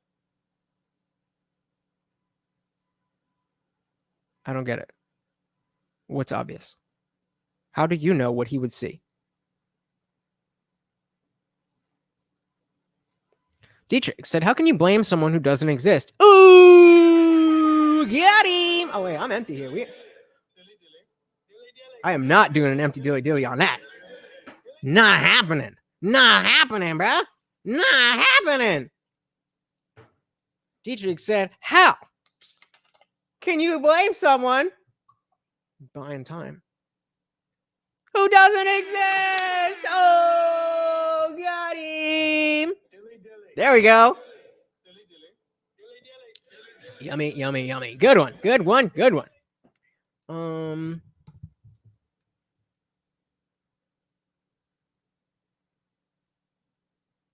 Really?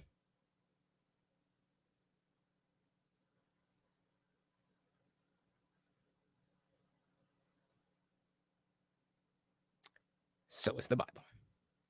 You took a bold stand though years ago when New comic I lost. I don't see. Post it again. the governments were trying to poison their citizens. You took a very bold stand that nobody else took. That's what I was like, wow, I appreciate you because I lost 3-4 jobs. Why not? I think they had a perfect that's a perfect line. God's abandoned those who believe in them. Me and Job. That nobody else took. That's what I was like, wow, I appreciate you because I lost 3-4 jobs because I refused to take it. I refused. I bet you feel better about it now. Well, especially when you know all these people that have health problems because of it. Cancers has increased 300%. All-cause mortality up 40% in some age groups. Pulmonary embolisms almost up like 500%. Yeah, wonder what caused that. Well, Crazy. spike proteins that's being built and collected within the system. We can go into. I can walk you through what the spike protein did to the BRCA1 gene. That's the gene inside of our DNA that tells us that there's damage that's happening, almost like the crews that go along the highway and they immediately put up cones every time there's a problem. Well, the spike protein, which is no protein has ever been able to enter into the nucleus of a cell. So Harley said, where does chaos theory fit into the idea of the universe being created by God? What is the purpose of it? I don't know enough about chaos theory to understand the where you're coming from. I don't understand what you're asking. Right? Yeah. I don't make the connection. Underlying patterns, just make laws, internal conditions, once thought in states, chaos theory states. When the apparent randomness of chaotic complex systems, their underlying patterns, interconnection, constant feedback loops, repetition, self-similarity, fractals, and self-organization. How does that fit into the idea of the universe being created by a God? What is the purpose of what? What is the purpose of the universe, or what is the purpose of the theory? Either way, who said there needs to be a purpose? You're presupposing that there's a purpose. I don't think there is a purpose. I think stuff just happened. Like Midmo said, it's just a cosmic accident. Midmo said the Bible can be proven moderately through what still exists in the Middle East, various areas, and the actual arc that was highlighted in the Indiana Jones Raiders being the most obvious, however, dramatized through Hollywood. Yeah, I'll trust Hollywood on that one. That was not smooth.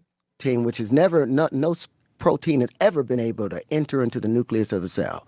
Not only does it go to the ribosome to say, hey, you know what?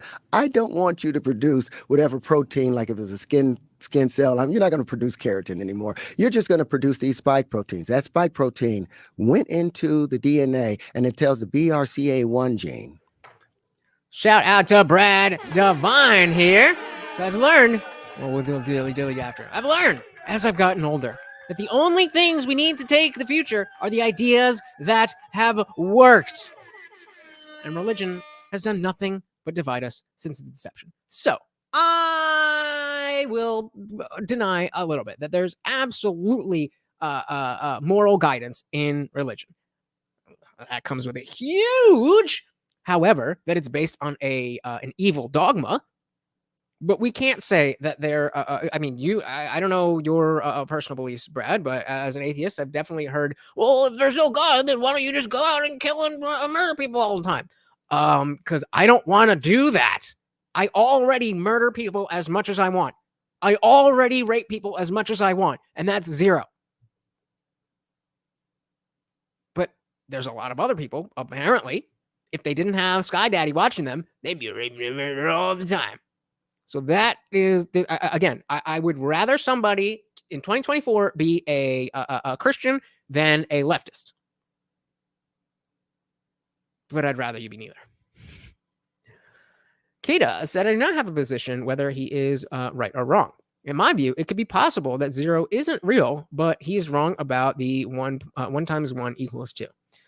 Yeah, I mean, I would definitely need to, like, specifically, why does he not, like, because he said he understood the concept of there being one instance of something, and that's all that 1 times 1 means. So I think he's getting confused and saying there's a 1 and then there's another 1, but there's not another 1. It's just the instance of the number 1 time.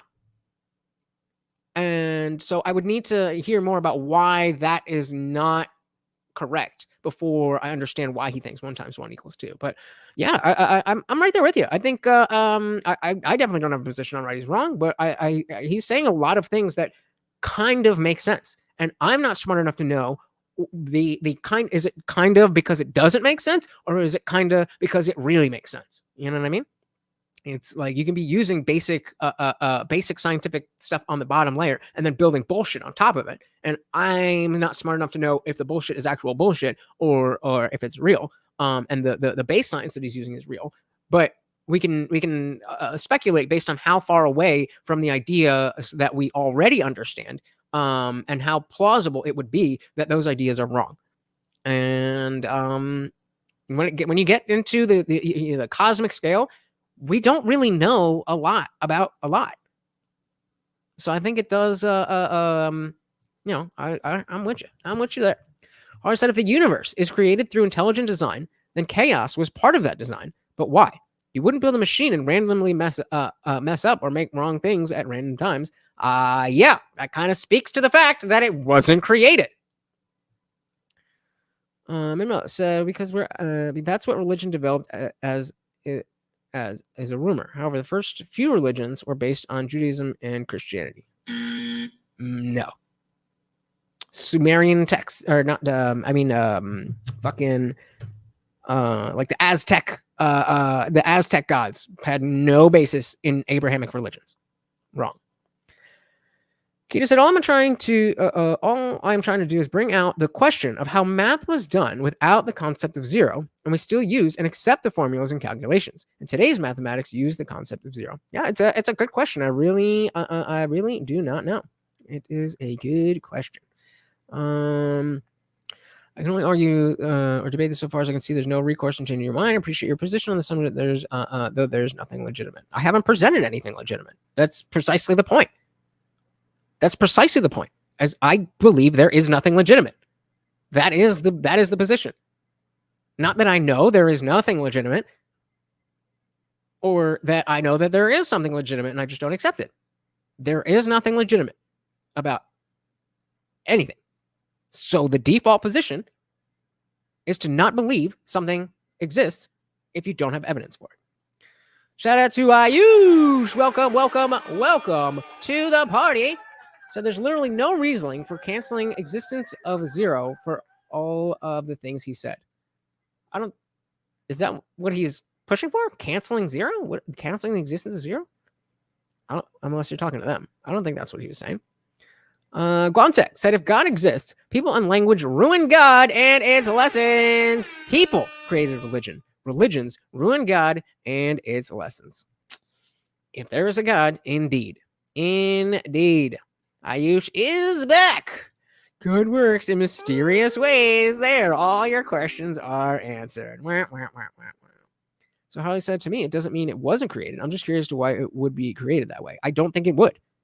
I agree with you. I don't think there would be any purpose to chaos and evil and all of that stuff if it was created. Therefore, it makes sense that it was not created. Because if it was created, it would probably look different. Brad said, I'm not anti-religion. If you need that narrative to live your life, do you? I have a problem with religious dictation. I said, shit, me too. Absolutely my position. I think that, I'm in the stage of trying to build a secular, prepackaged moral structure that you can say, hey, you're an atheist here, do this. And you can be a good American. That's a tall order. But I'm willing to try. And if y'all are willing to try with me, then we can get a lot done. So nothing will change your mind regardless of what is presented to you. That's not what I said. I said, I do not know what would change my mind. It is very possible to change my mind. I just don't know what that would look like. What would it take for you to believe that there is no God? What would it take for you to believe that there's no God, Minmos? I would like to throw that back on you. Are you familiar with Kurt Gödel's incompleteness theorem? It's kind of like an analog to Heisenberg's uncertainty principle, but in the field of logic. Also, boobs rule. Definitely that part. But no, I'm going to take a note of that right now. Kurt Gödel's incompleteness theorem. I'm going to check that out later. Thank you. You good. Thank you for joining us. No, you good. This is what we're here for the conversation. We certainly aren't going to get to the bottom of whether Terrance Howard is right or wrong. So whatever it sparks, that's what we're here for. That is what we are here for, and glad to have you. Friend said he probably heard about the Gödel's incompleteness theorem and tried to make his own model. Good one. Harley said, but how would we know that it wasn't created? We don't have a universe to compare it to, one that wasn't created, and vice versa. We can only theorize. That's why I've called chaos theory, because it's not proven. Well, theory and science is proven. But it would be a chaos hypothesis if it wasn't proven. So how would we know? We wouldn't. We cannot know. That is why I'm an atheist, because that is the position. I'm an agnostic atheist. How would we know? We can't. So to say that you are wrong. Agnostic atheism is the only logical position when it comes to the creation of the universe. Otherwise, you are claiming things that you cannot know. As Harley Rose points out right now, you cannot know what a universe would be like if it was different, because you've only ever lived in one universe. And so we can't know unless we've developed the technology to look, quote unquote, before the Big Bang, which is also a nonsensical thing because the Big Bang created time. So I don't know. I'm not claiming to know. It's y'all that are claiming to know that there's a God and he's doing this and he's doing that and he does this and it works this way. It's that way. No, you don't fucking know that. You can believe whatever you want.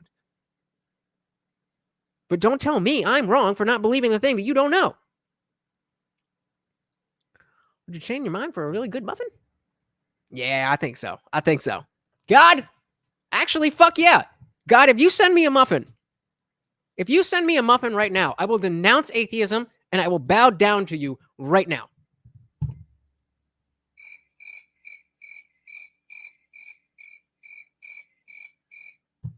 Surprise! And again, that's kind of facetious, but I genuinely pray every day. Every day. Because I know you motherfuckers would be like, well, why did you stop trying? I never did. Because it's not about winning for me. It's about finding the truth. And if there's a reason that God doesn't want to talk to me, I would like to know why.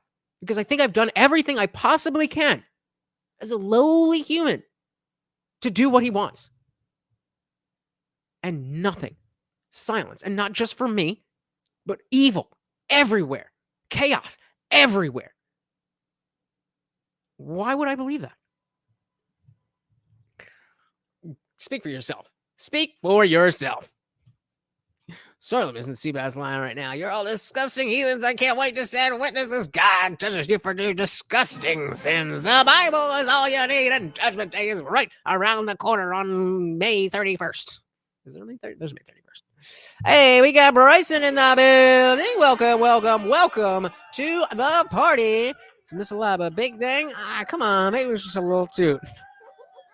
Good one. Welcome to the party, brother.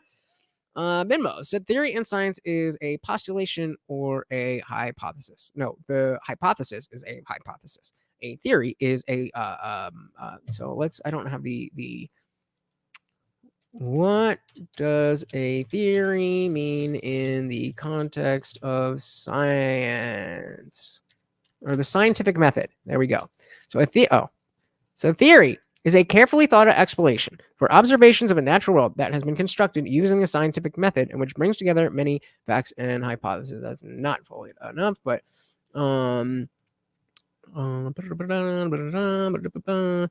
with these okay, what did it say? In previous blogs, I showed the definition of a fact in science in the scientific context and discussed how facts differ from hypotheses and theories. The two latter terms are also well worth looking into in detail. Okay, yeah, so they're all different. So with these definitions in mind, a simplified version of the scientific process would be as follows. A scientist makes an observation of a natural phenomenon, then devises a hypothesis about the explanation of what they think happened. Then they design an experiment and collect additional data to test the null hypothesis. What they actually try is to disprove what they think is real. So they test the null hypothesis, so on and so forth. Yeah, like again, gravity is a theory. Gravity is a theory. Evolution is a theory. These are things that happened. There is no scientific discovery that you will make that undoes the testing of what we've seen for these theories. So in common language, theory and hypothesis mean the same thing, whereas in science, the hypothesis is much lower than theory, and very, very, very, very few things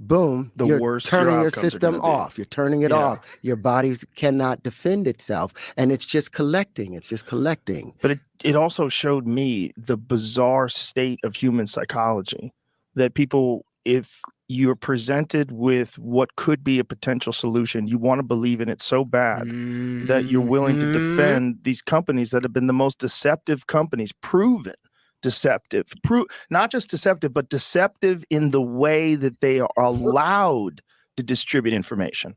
They're allowed to not be transparent about their studies. They could have multiple studies that show a negative cause or a negative effect, and they don't have to release those studies. Why? Because they're bought and sold. Because but I think it's an agenda to it. Government. You think so? Yeah. Yeah. Well, what do you mean? I think so. Of course. Of course. I think it's an agenda attached to it because they restricted any natural thing like ivermectin. Iver means like it caused ivermectin. Mectin, for the Latin of it, it was worms, and it was anti-worms. And what the ivermectin does, it causes the worms to have paralysis, or parasites to have paralysis, because it stops their information from passing. And there's these things called the nodes of Ranvier between each neuron. There's an axion, and there's the axion, and oh my God, I just forgot the leg that comes off of dendrites. Oh, this guy's so dumb. What an idiot. What an idiot. Yeah, exactly. All those hall monitor people. Glad that's over, at least for now. Right, so those of you who think the internet is evil didn't live through the pre-Atari days. Indeed, I did not. I did not.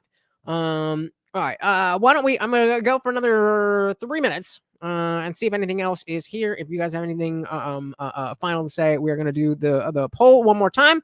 We close it out and head to the after party. There's the axion, and oh my God, I just forgot the leg that comes off of dendrites. Those dendrites and the axions have these things called nodes of Ranvier, where they're not allowed to touch each other, and it transfers potassium and chlorine back and forth to each other. Potassium, chlorine, chloride, and hydrogen back and forth. Well, in the worm, the ivermectin stops that to where the worms become paralyzed.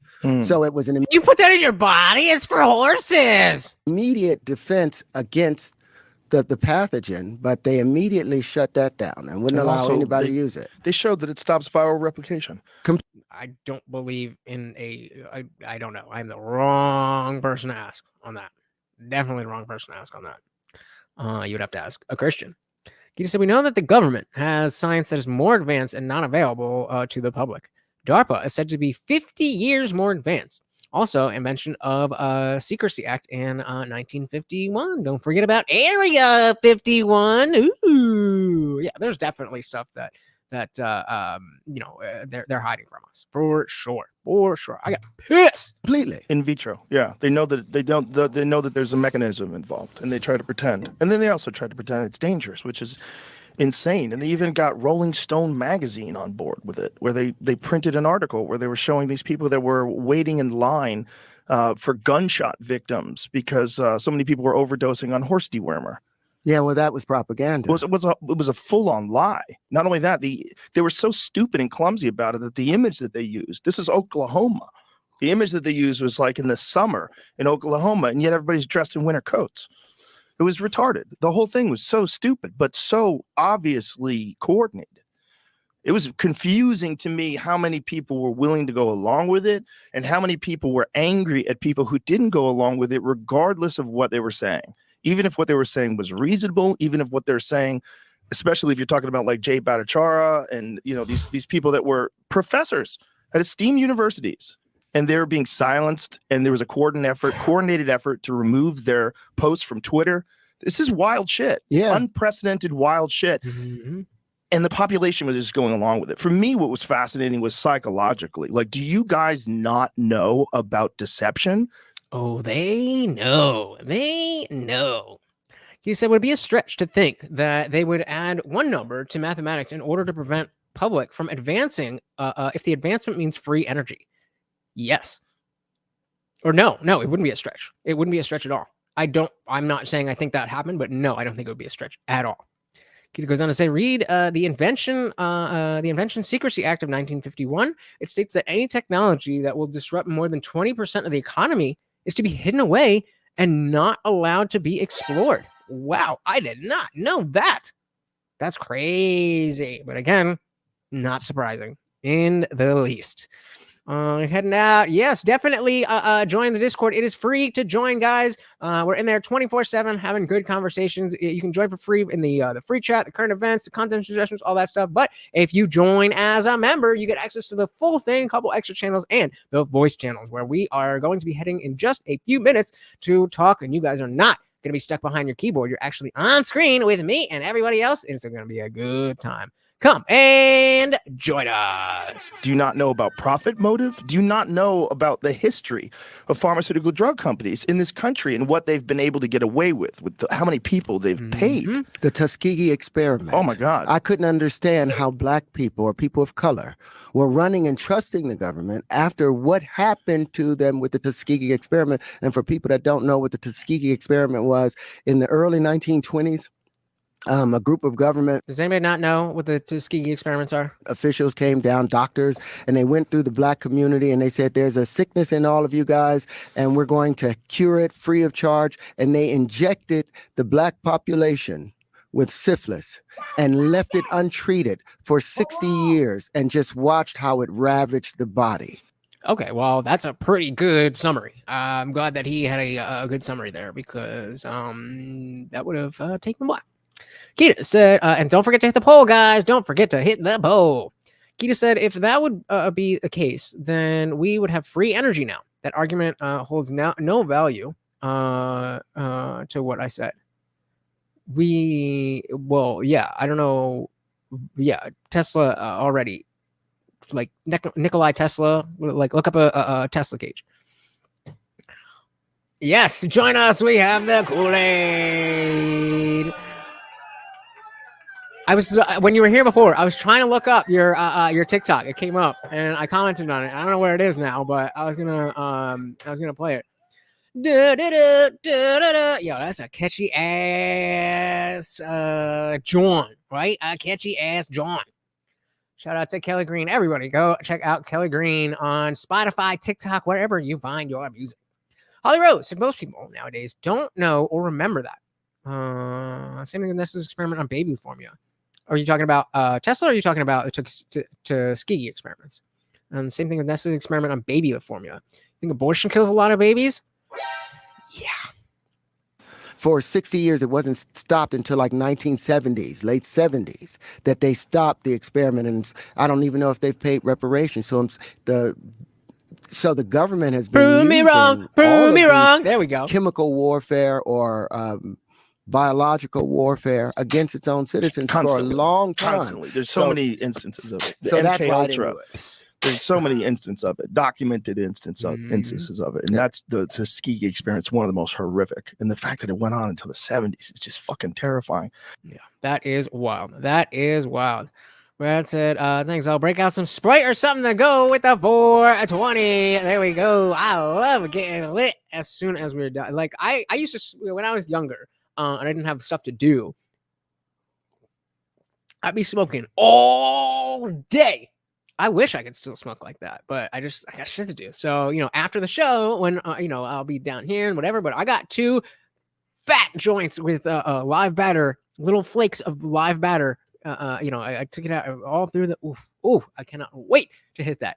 And you will see if you join the channel and join the after party. We'll end on Keita. Keita and Friend have been talking about zero in mathematics. What did Friend say here? Our means to harness nuclear power as a collective would be immense. It's on an economics problem too. And Keita agrees. This would be an economic problem. That is why it would be hidden away. We have an act that states just that, as she brought up earlier. Yeah, I got to look into that for sure. For instance, the Tuskegee experiment was embedded into the identity of every Black American elementary student, including me. Well, yeah, it was definitely horrible, and that's something that it came up a lot in during the COVID stuff. It's like, yo, you think that the government wouldn't just do this? Well, guess what? They already did. So let's go to our poll here and shout out to Terrance Howard. Now 75%, a little bit of both. And I think that's the way to be. A little bit of both is the way to be. A little bit crazy and very intelligent. Make the best people. I mean, look at me, right? I mean, come on. He said, what is the easiest way to prevent someone else from coming to the same conclusion? Introduce a false idea which has no mathematical answer. This is going to stick with me. This is going to stick with me. Like, legit, I'm going to take time to think about whether the idea of introducing zero was the original psyop. It doesn't not well, I'll use Akita's terminology. It's not a stretch. It's certainly not a stretch. And Howard says our government gave the Black Plague to thousands of Chinese Americans to send them to an island to experiment on them. Yeah, but you go on ahead. You go on ahead and trust the government. I'll sit out. So, I mean, I think this was really cool. I think, a lot of people that watch this interview kind of were just interested in like, ooh, it sounds cookie and whatever, and weren't really looking to extract anything of value. Not everybody, of course. There's a reason that he was on Joe Rogan, but these types of episodes where Joe is even out of his depth to be able to, get it back and forth, and it's more just the person kind of giving their position and their ideas and their opinions, then it's a little bit of a different vibe, which is precisely why I wanted to use it, because typically we don't want to find ourselves in conversations where we don't know what's going on. But that's a bad thing. You should want to get into conversations with people who know things that you don't. You shouldn't be intimidated. You shouldn't be intimidated by somebody who knows more about a thing than you do. That doesn't mean they're smarter than you. It doesn't mean they're dumber than you. It doesn't mean that, all it means is that they know a thing. And I'm sure that for any person that knows a thing that you don't know, I guarantee you there's a thing that you know that they don't know. So, Beavis said, even if it's cap, it made me want to learn more about science. So a win for me. There we go. And let's end on our latecomer. Welcome to the party. John Lyles said Howard is merely spewing the same loon sense. I like that one. As Jim Carrey. He only knows what he reads on the internet or watches those silly YouTube UFO conspiracy channels. 9 patents on what? The negative space between bubbles. That's important, right? I think, maybe. I don't know. Glad to have you though. And I will say that, Jim Carrey was I would put Jim Carrey a step below. I haven't heard him in long form, but based on the interviews that he's given, he sounds like the guy who took like a 16th of shrooms one time and thinks that he does the hero's dose on a normal basis. Like, all right. None of this is even real, man. All right. Okay. Let's go to our donations, guys. I want to thank you all so much. First, we had Brad with the comment of the night. Can't even let planets that far off choose their own identity. Brilliant. Great one. Guys, if you have not already hit the subscribe button, make sure you do and ring the bell, because I'm not only live every Monday, Wednesday, Friday, 8 p.m. Eastern, but I'm also going to start doing more and more lives just randomly throughout the day. So make sure you are there, because you're not going to want to miss it. Thank you again, Brad. And then let's shout out our boy Unwanted Fool with the $2. We had the Bug Master General with a $5. We had Indie Film who was like, I'm gonna outdo that. And Buckmaster General was like, nah, I'm the sponsor of this shit. Thank you so very much, guys. Even if you don't have the money to contribute, that is perfectly fine. The fact that you're here and engaging and being part of the conversation and making me think and making other people think and fostering this thing that we're doing. It's so important to me. Yes, I do need money to live, unfortunately, but that's secondary. What I am doing here is more important than money. As long as I have breath, I will continue. All I need you guys to do is show up, use your noggins, and be part of the conversation. Share this stuff out with people who you think you could reach. Share this stuff with somebody who maybe completely disagrees.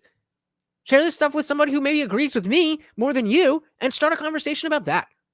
That's what this is all about.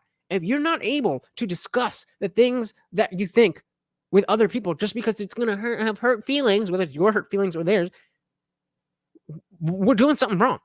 We need to be able to have those conversations. And we're coming to a time where more and more of those conversations are going to be backed by more legitimate shit, and the things that we've known and understood are going to be less and less trustworthy. So keep paying attention, guys. We do not know what the future holds, but as long as we're paying attention, we're one step ahead of everybody else. I want to thank you guys so very much for hanging out. Once again, I am your host, Lutch, a.k.a. the Indian Jesus, here to resurrect the second coming of common sense. If you are a member, I will see you over in the after party. Otherwise, I will see you guys probably tomorrow at some point, or definitely Friday, 8 p.m. Eastern. Until then, guys, I am out of here. Peace.